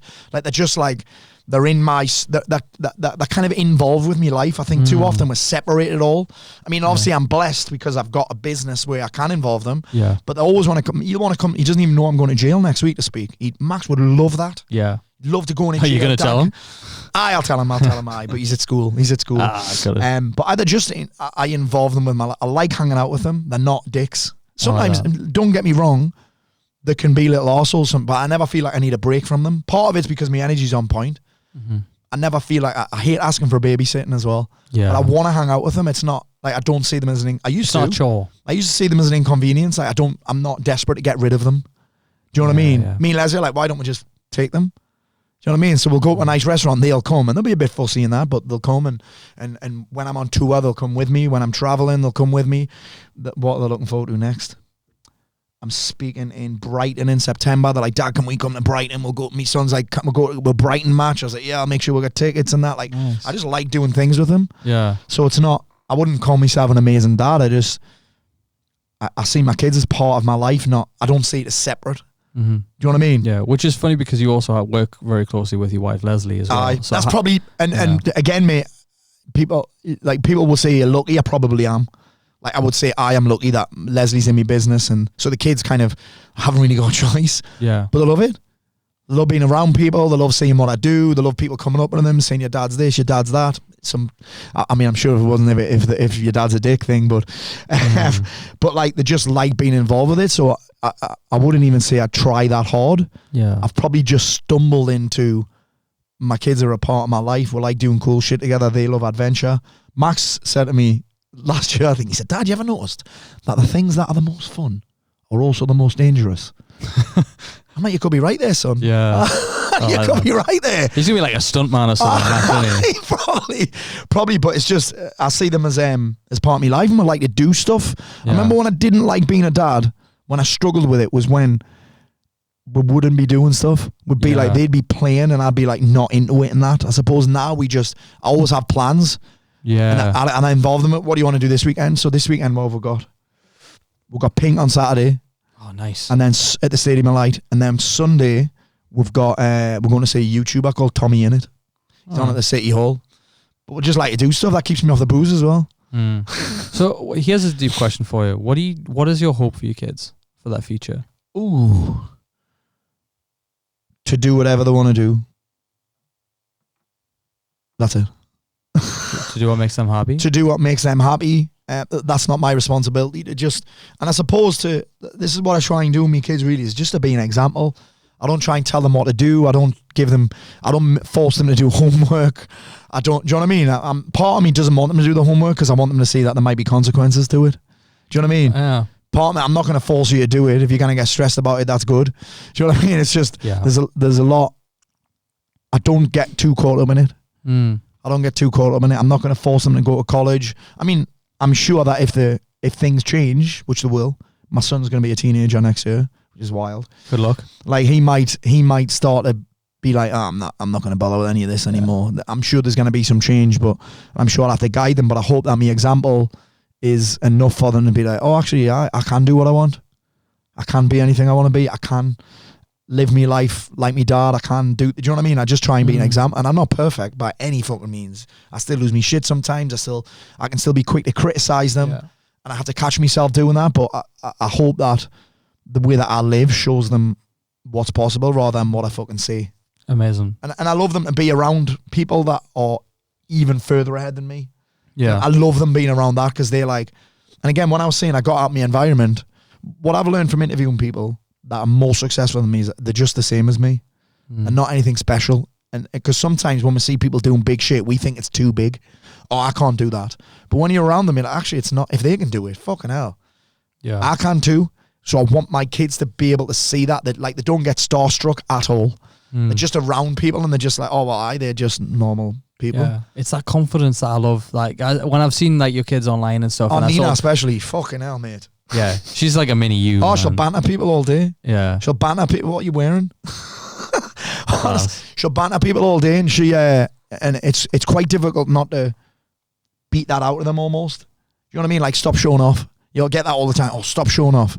Do you know what I mean? She said to me the other day, Dad, will you not pick me up in your new car?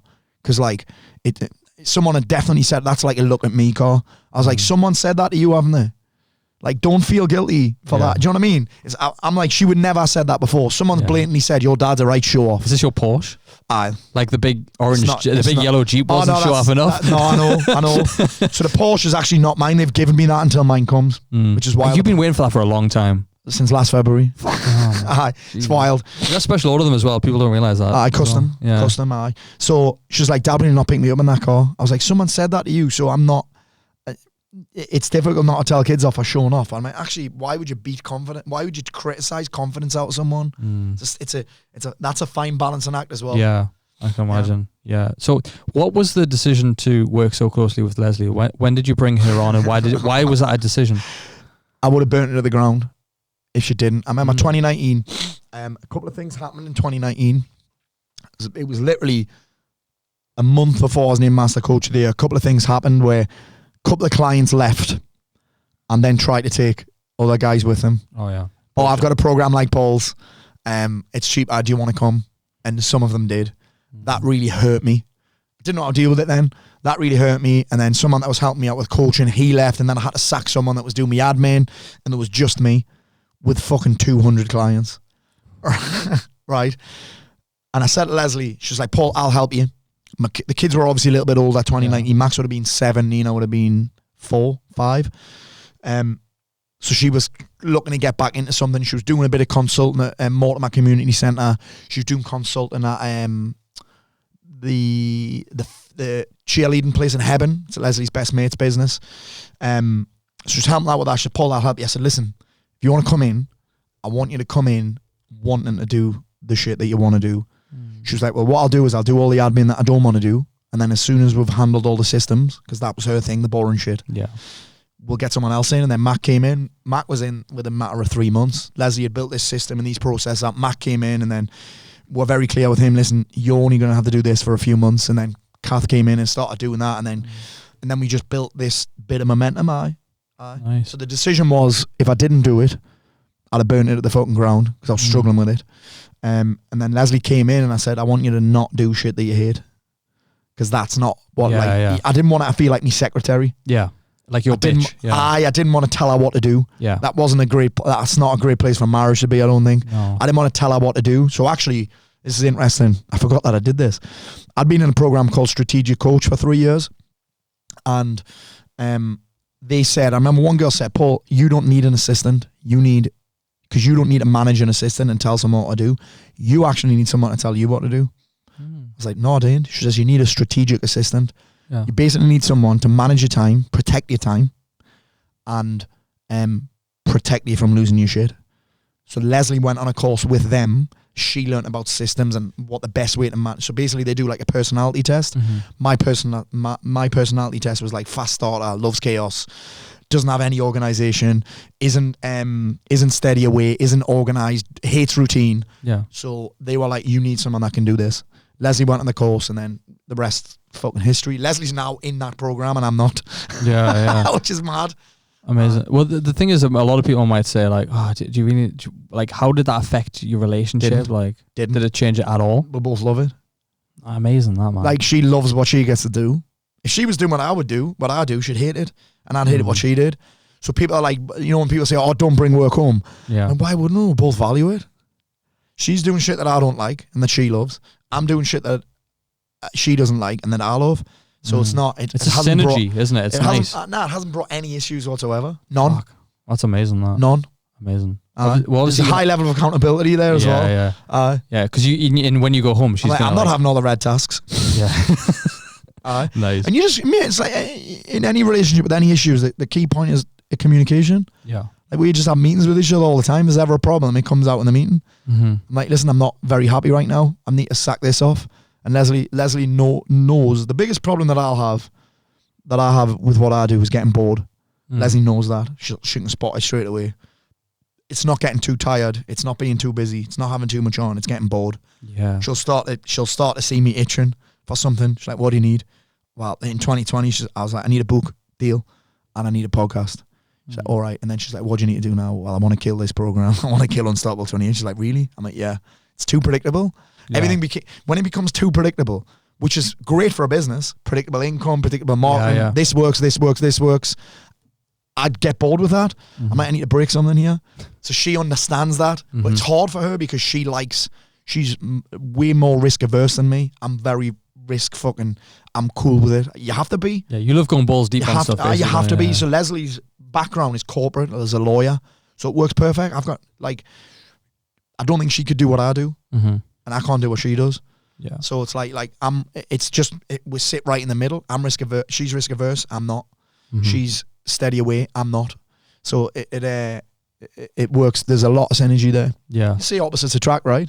Yeah, so they say. Yeah. Well, I know you had Max and Nina on your podcast. You had Leslie on your podcast as well. Like it was such a good Max episode. and Nina podcast was fucking it. chaos. We'll do it again, but they're so grown up now. Me and Max would have this kind of conversation. Yeah. Like he wouldn't fuck around. He'd just be.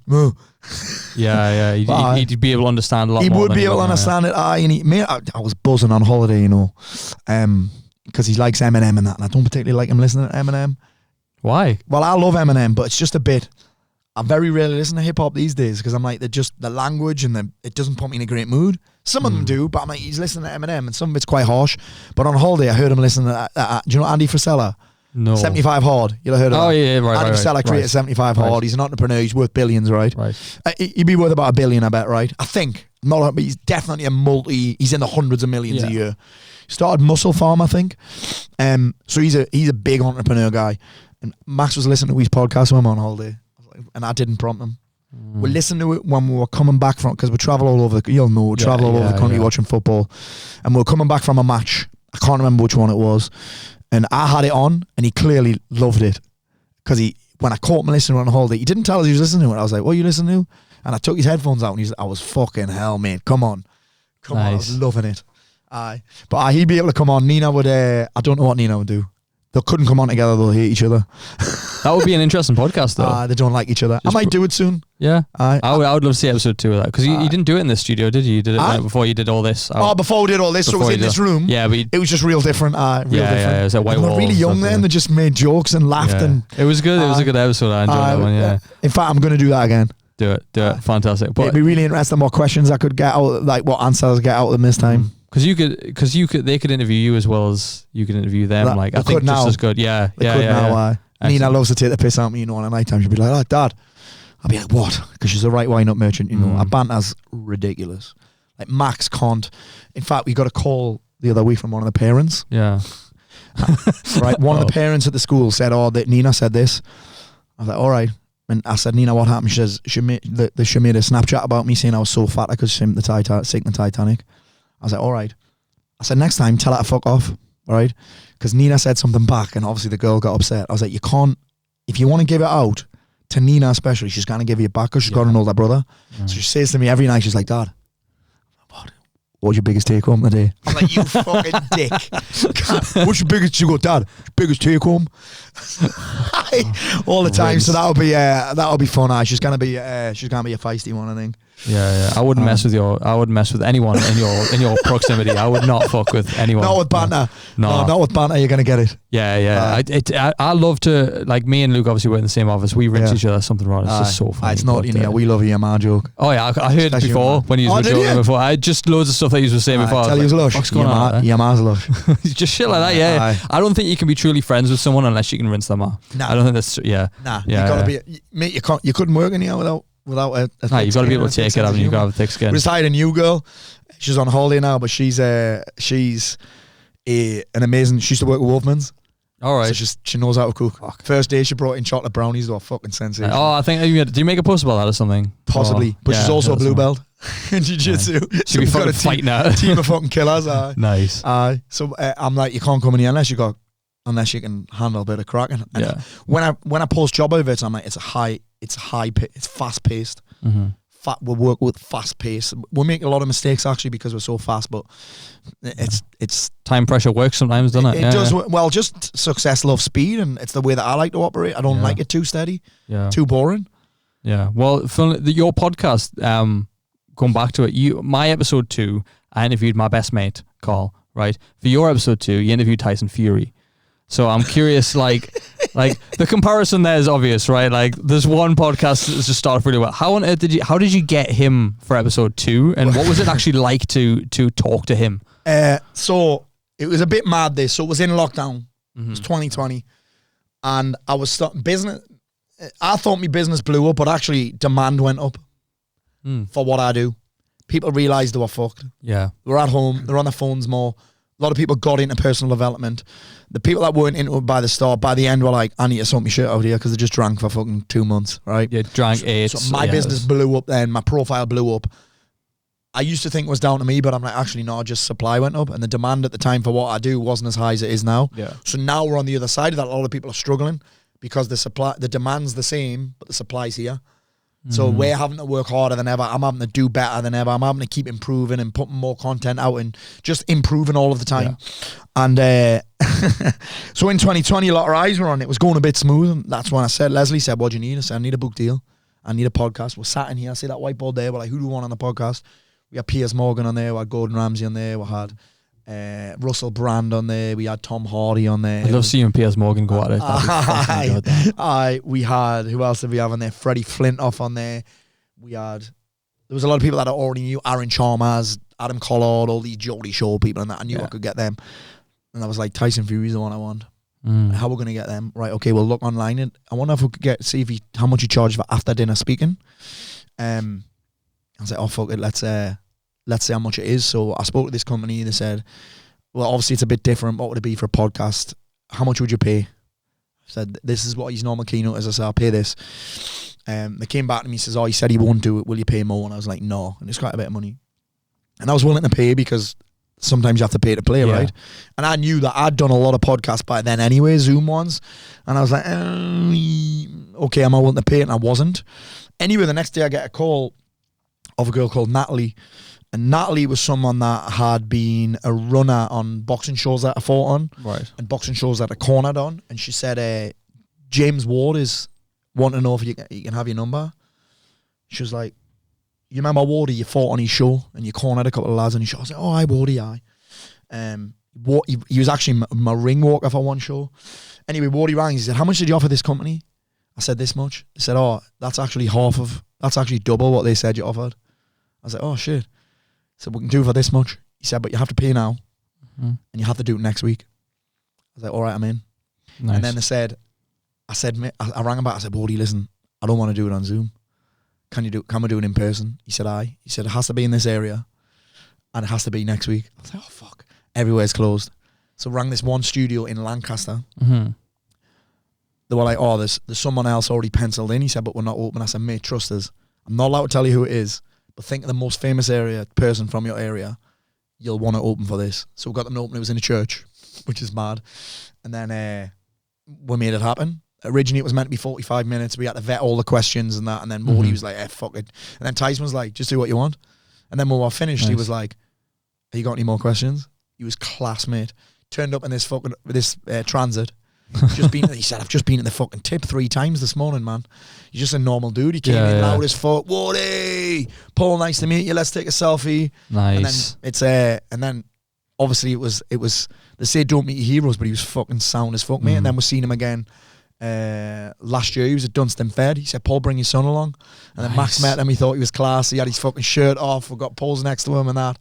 That's cool. It was class. It was class. And then he's sound as fuck. I get the odd Instagram off him and that. Oh, nice. And then Wardy's ended up becoming one of my mates. When was I with him? Dubai last year. I was with him. He's actually in the 90-day program right now. Nice. So It's good when you get people that you randomly meet. mate, like, oh, it's come on, random as fuck how many people. Those random ones where I'm not selling it to them are the most satisfying ones. Someone said there's a CVM print or not. Yeah.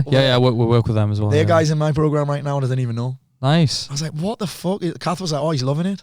I love it when that happens. Like the guy that owns the ice bath company that I bought joined my program, didn't even sell it to him. Like I love that because they're clearly getting something from guy that interviewed me for my podcast last week. How do I join your 90-day program? I didn't even talk about it. So there's clearly something energetically happening where they're like, I need, and that fills me heart a lot. Yeah, they can see I what you're buzz on doing. that. Yeah, I buzz on that. People are like, I want some of this. Yeah. Like, well, I'll show you. No, 100%. It's weird, isn't it? One of my friends is on one of your programs at the minute. Oh, really? Yeah, she's taken to call herself CJ because you call her CJ. Call her Jackson. Oh, okay. She was like, I'm loving this. Man, I love a nickname for people. It's how I remember people's names. That. Yeah, well, fair enough. So bad with names, and obviously when you work with a lot of people, it's hard. Yeah. It's worse when you meet people in person who you've never met with online, because at some level they expect you to know them. But I'm like, I've only ever interacted with you on Facebook or on Zoom, and then even your name. So I have to put name tags on everyone. But nicknames is one of the ways that I remember. Fair enough. And if I call you the wrong name, I'm calling you that name forever. So people will be like, that's not my name. I'm like, it is now. Yep. Get used to it. And just joke me way around it. Do you know what I mean? Well, you've got to. Yeah, 100%. So with all the ones that you've filmed, all the episodes that you've filmed, is there a personal favourite of yours? Chris Ramsey. Yeah, and do you know why? I hadn't seen him for years. And we had a fucking scream. We had a real fucking scream.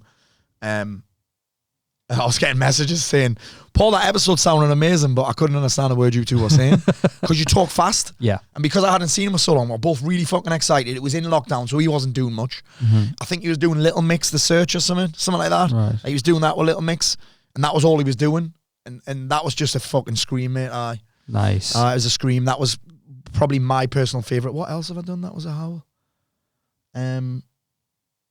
What's on me? I'm trying to think of some of my other favourites.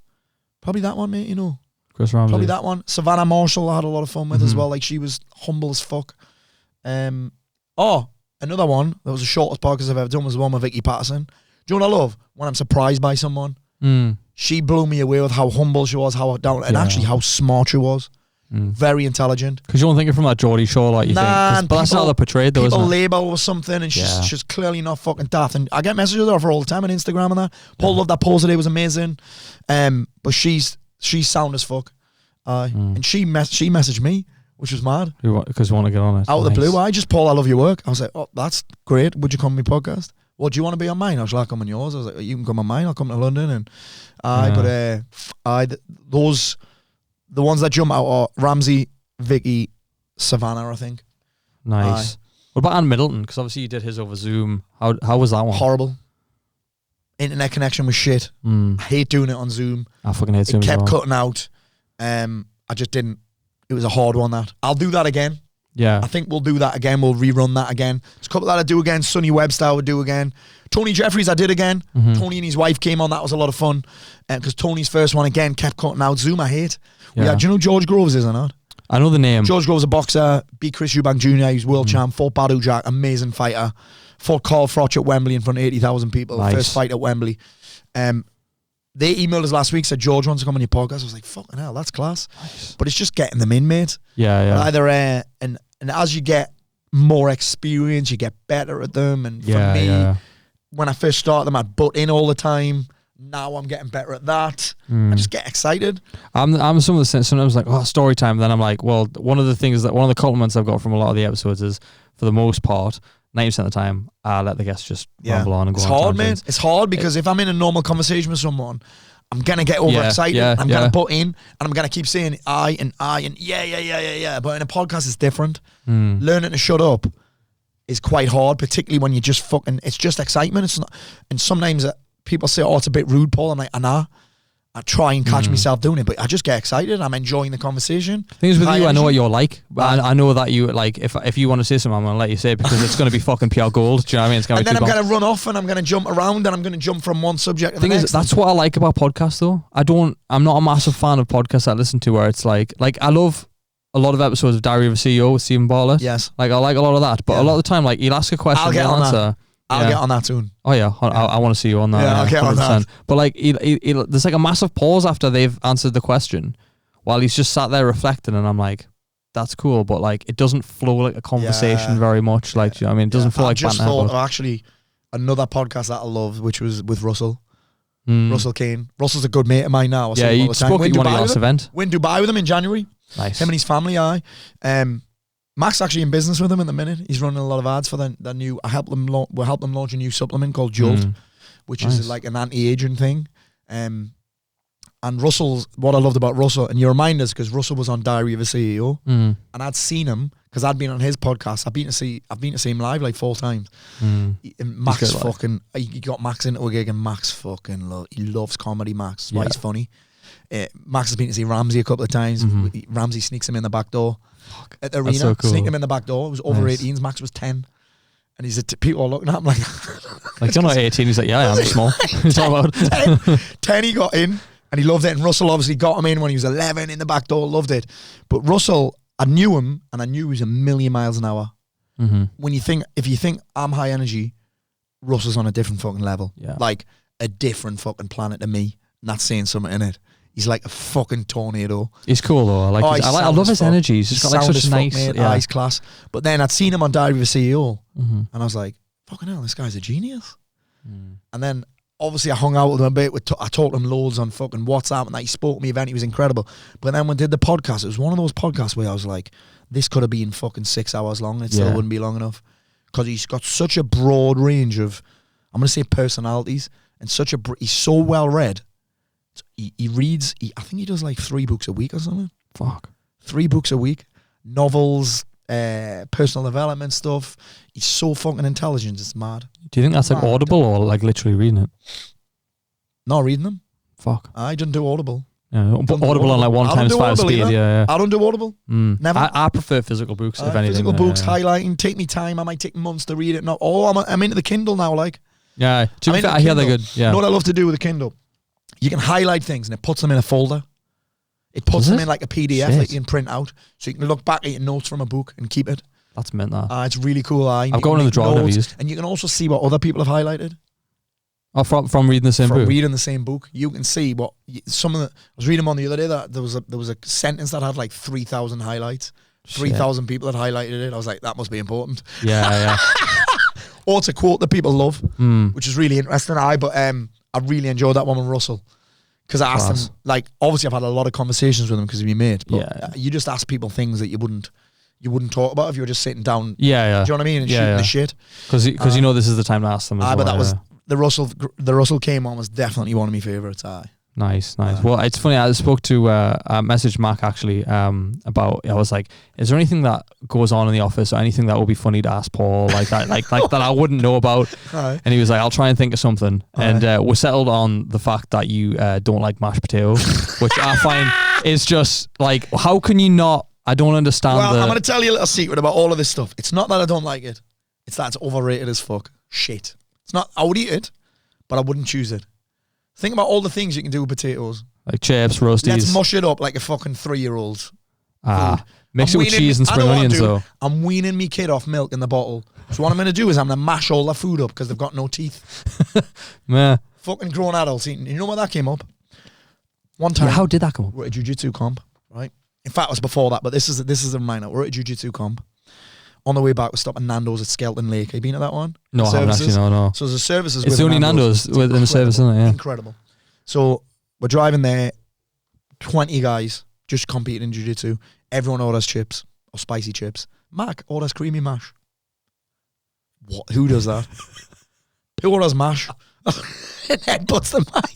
Fucking headbutt the Who orders mash over chips or roasties or crisps or fucking potato waffles? Even potato waffles are better than mash. You know what? I'll give it smiley faces. I'll give you that. Yeah. Hasselbacks, right? Jacket potato, all beet mash. So who would order mash? Me with cheese. I get it with cheese, bit of butter, and like spring onions and stuff. So you It's just, basically love cheese, butter and spring onions. basically, You mate, couldn't yeah. have the mash Potatoes. without all that shit in. People are like, oh, you got to lace it with butter and cream. I'm like, yeah, but that's butter and cream with potato. What about gravy or something like mash and gravies? And Gravy shit as well. Mate. Actually, do you know what? It's not. It's not. I don't like putting it on things. I like to keep it in that little cup. When you just dip it in. But like a top class gravy, like a jus over a gravy. Or a bone marrow gravy. Or a bone marrow gravy. They've got this one at, have you been to Porterhouse in Phoenix yet? No, I haven't. Yeah, you have to No. I went Tomahawk. Porterhouse is a butcher's. Mm-hmm. And they built a restaurant on the side. Imagine that. That's so good. All they do is steak. It's incredible. Nice. Pisses on Tomahawk. Pisses on Middleton Carter. Middleton Carter is not my favourite anymore. Is it not? It's all right. It's all right. The kids Tomahawk's like it there. Yeah. But these gravies are quality. But mate, there's loads of foods I think overrated. Sunday dinner overrated as fuck. I'll tell you what I think's overrated as well. Which Luke, Sunday roast shite. I like. Everything What about tastes the carvery? same. What about carvery? Shite. You never go for carvery. Everything You tastes never the fancy same. a Toby? Nah. Fuck. Nah. Mate. Everything tastes the same. It's so shit that you have to lace it in gravy. I just love gravy. To be Northern fair, boys love gravy. you would not eat Sunday dinner without gravy, though, would you? You wouldn't, because it's just dry. It's all dry It might stuff. depend on the type of gravy as well. This podcast went really on a tangent from No, it Tyson has, Fury to gravy. Gravy, but, shite, cheesecake, overrated as fuck. Overrated. I can Sugary see cheese, that. overrated. What else is overrated? Fucking sparkling water, mate. Tastes like leg cramp. Nah. I knew that would get you. I knew that was Kids another one love- that Mac mentioned as My well. kids love sparkling water. But it's like Max said in that interview, it's like it tastes like you sprayed deodorant in your mouth. Mate, even Jay Morton thought that was fucking shooting. I'm going to do Everest next year with Jay. Everest, nice. Everest base camp. Not the whole thing. He nearly died doing Everest, Jay, but I'll do base Did you watch camp. Middleton do it? Have you seen his documentary on it? No. Man, that's fucking terrifying, that, Is it? because it's just like watching him go up and then back down, then up, then back down. Aye. And like he gets to the top, and I think he talked about it in nearly the died, fear didn't bubble. Yeah, he talked about it in the fear bubble, and he gets to the top, and there was like he lost sight in one of his eyes because of the cold. But Jay he also said he stopped shivering. He said the moment he knew he stopped shivering, he knew he was gonna die. But we're gonna do base camp, I think, with him and Nims Purger. nice. Have you seen that? 13 Peaks.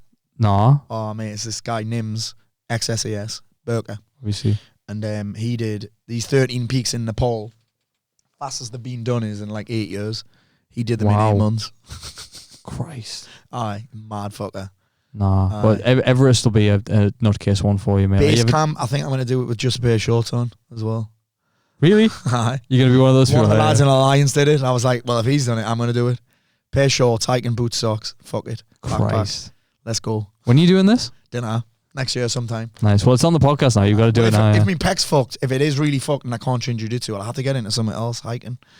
Because you made a post about looking for things to do, didn't you? 'Cause I did. Well, last year we did. Max got into it a little bit. Max, and obviously I like doing things. He's like, Dad, come do Old Man of Coniston. I was like, aye, let's do it. And then he said, Dad, do Scarfell Pike. I was like, aye.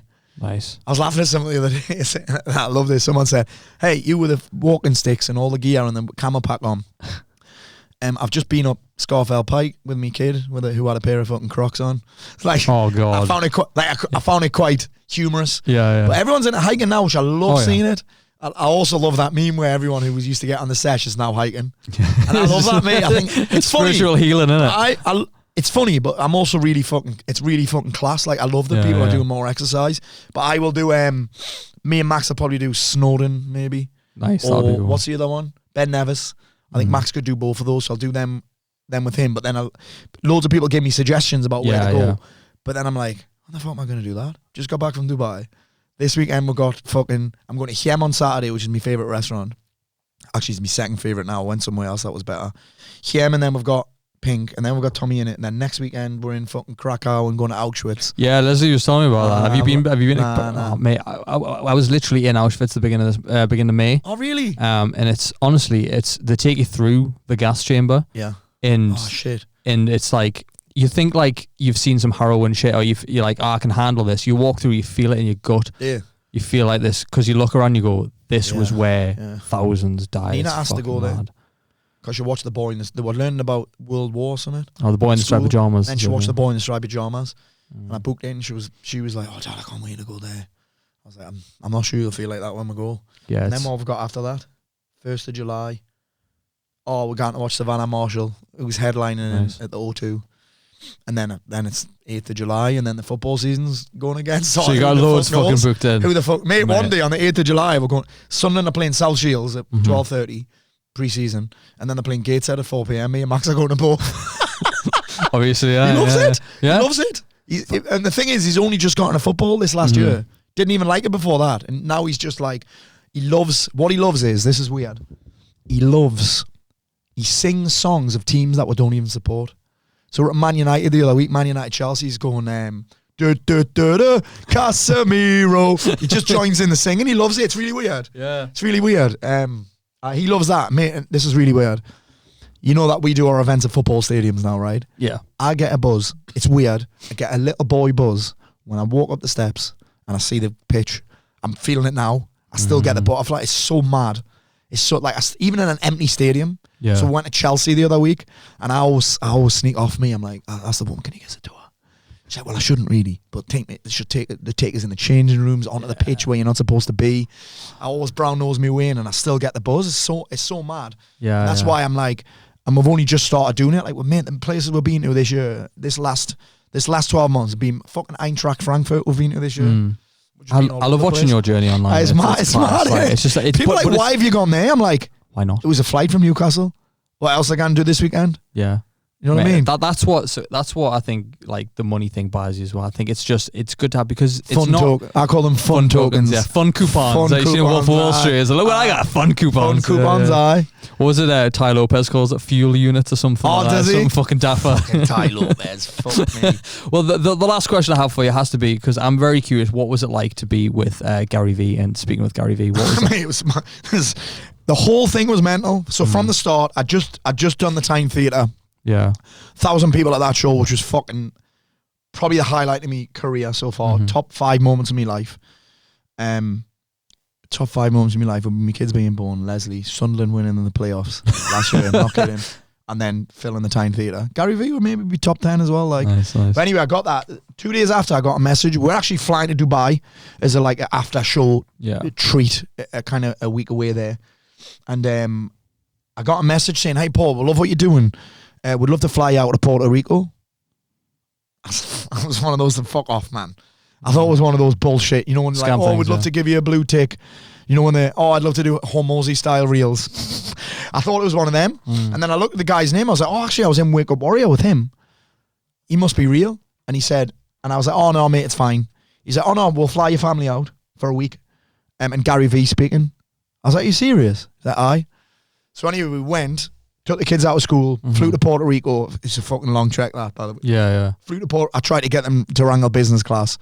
They weren't doing that. They were like, we'll pay for you business class. I was like, I can't fucking do that. My kids will lose their shit. Yeah, see you later, kids. So anyway, flew out, long trip, exciting. Get to this amazing venue. The amazing name was called El Conquistador, right? El Conquistador. Nice. Sounds amazing. Got there, weather's amazing. Country's beautiful. People are class there. And then I'm on stage pretty early on. And then Gary Vee comes in and he's fucking sound. I've had him on my podcast, you know. In 2014, I had Gary Vee on my original podcast. I didn't know that. Paul Mort podcast, it was called. Nice. But you won't. I've got that podcast somewhere on, what's the thing called that puts the, what's it called? That thing that puts the podcasts everywhere. Like, I used to use Anchor for mine. No, it's not Anchor. Syndicate or something. Anyway, it doesn't matter. It doesn't matter. So Gary Vee's in there, and I'm like, someone's like, hey, Paul, do you want a photo of Gary? His keynote was sick, by the way. It wasn't even a keynote. No slide, just came on, dropped it. Oh, yeah, that's Gary. When he came on, everything just went nuts. Got a full security team with him. This is the mad part.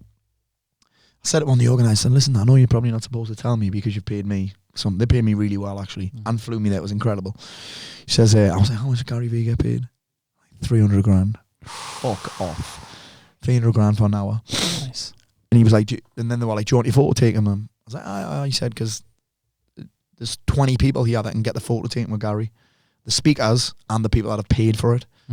Apparently you charge an extra 30 for photos. Right. And they were like, oh, but you can't talk to him. I was like, what? Like, you got 30 seconds to get the photo and get off stage. You can't like have a because there's so many people. Well, it happens when I'm at an event. Me manager will be like, Paul, you do a meet and greet after. I'm like, aye, but you need to because someone will take loads of time. Yeah, someone will tell you the life story. And I'm like, there's loads of people behind you, mate. So when we do it now, in fact, at my live show, do you know Chris Williamson? Yeah. Chris was saving us from people because my manager wasn't doing anything. Chris was like, oh, Paul, you need it over here. Or just grabbing you away from him. He knows as well. Chris knows as well. He's like, Paul, I need to. And he was just saving us. And not because I didn't want to do it, because someone's fucking chewing me lug off full of drink. It's a nightmare. Yeah. So, and Gary Vee, I was like, oh, you might remember me. We did a podcast in 2014. He was like, I knew I recognised that weird accent. But that was classmate, and that was obviously one of the highlights, because not every day you get, not just to speak on stage with Gary Vee, but get flown to fucking Puerto Rico. Yeah, It was a it's madness. quite an And my achievement, kids came. My kids loved it. Great trip. They got treated like fucking royalty. There was a party on a private island just for the people who were at the event. White party. Nina said it was the best night of her life. She was up dancing. Everyone's up dancing, and they saw Gary Vee speak. They saw some of the other. Just that environment for them is incredible. They've got their lanyards on with their names on and that. I try and do that everywhere we go. Yeah. Even have to take them out of school. Do you know what I mean? We actually got fined for that. That's worth it, though, isn't it? Well, we were like, hang on a second. Me and my wife are both self-employed. We sent them the contract of the gig. We said we're taking them, and they're still fined. Like, surely getting to something like that is incredible for them. Yeah, schools don't say that. That was amazing, mate. I slid down a waterfall. This waterfall that had water going down it so often that the rocks were smooth. So you could actually go to the top of the waterfall and slide down it like that. You bounced around a little bit, but it was fucking insane. But it's mad. That would definitely be one of the highlights of my career as well. Yeah. And not just my career, actually. That's like a life highlight, innit? It's just, just so happens that my career is something that I love to do. Nice. It's mad. But I was nervous for that talk. More nervous than I was with 1,000 people, because with speaking, funny, it was Chris Ramsey told me this, actually. I did a gig in 2021 in Skegness for my friend Richard Crow's friend James, and it was a after dinner thing. I did one a couple of years before with Ricky Hatton. This one was Ray Parler, ex-Arsenal player, and I hated it. I was struggling with that long COVID, whatever that bullshit was at the time. I couldn't drive because I was banned, so my dad had to take me. I didn't want to fucking be there because I was sick. It was hot as fuck. Everyone was pissed. And I got on the stage. PA was shit, right? Garbage sound. No one was listening. They were all just chatting, and I walked off. 3 minutes in, I was like, I'm wasting my fucking time here, guys. I hope you have an amazing night. Thanks for coming. I've donated my fee to the charity. Yeah. And then, so I had a bit of a wobble with that. And then Chris Ramsey was in Skegness the same night, but obviously he was doing a slightly different gig than me. He was like, mate, stop doing after dinner speaking. He said, no one's there to see you. Yeah. He said, that's the problem with it. He said, I stopped doing it years ago. And that day I was like, I'm never doing after dinner speaking again.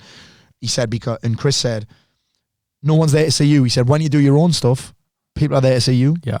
Agreed. So at this event at the theatre, I could say whatever I wanted. Everyone was there to see me. Yeah, There's no warm-up act. I wasn't a warm-up act, but Puerto Rico was different. No one knew who I was. Nobody in the room had ever heard of us before. They were all there to see Gary Vee. Yeah. They didn't know who I was, so I had no authority, no fucking credibility whatsoever. And obviously this accent in Puerto Rico, I had to just slow everything down. And then everyone was going, oh, you'll be the best speaker. I said, make sure you tell the fucking organiser I was the best speaker so I get booked again. Yeah, nice. That event, I don't get that nervous for speaking anymore, but that was one where I was really nervous. People had paid like $5,000 a ticket to be there. Nerves means you care as well. Oh, of course it does. Of course it does, but it was just because, like, when people are there to see you, it's much easier than when people don't know who you are. Because you can relax a little bit. I'm really nervous for this prison thing that I'm doing next week. Is it like, I'm guessing it's in front of all the prisoners and stuff. In front of all the prisoners, What are you going to talk about? Like, motivate them to get their lives on track? Well, I'll tell the story about the time that I did get a summons to go to court for shitting outside of Coleman's. right. I'll tell that story because what I also realise that when I speak on a stage, usually 90% of the room can resonate with something, like either the business owners that can't get out of their own way, which is what I normally start with, or they've been depressed, or they've struggled with anxiety, and I've got relevant content for all of that. But in prison, I'm like, what do you talk about? It's just challenging for me. The first thing I'll say is, I've never been in jail, but here are some things that I've been through. So that's one that I'm quite nervous for as well, but also excited, because if I'm nervous, it means it's something new.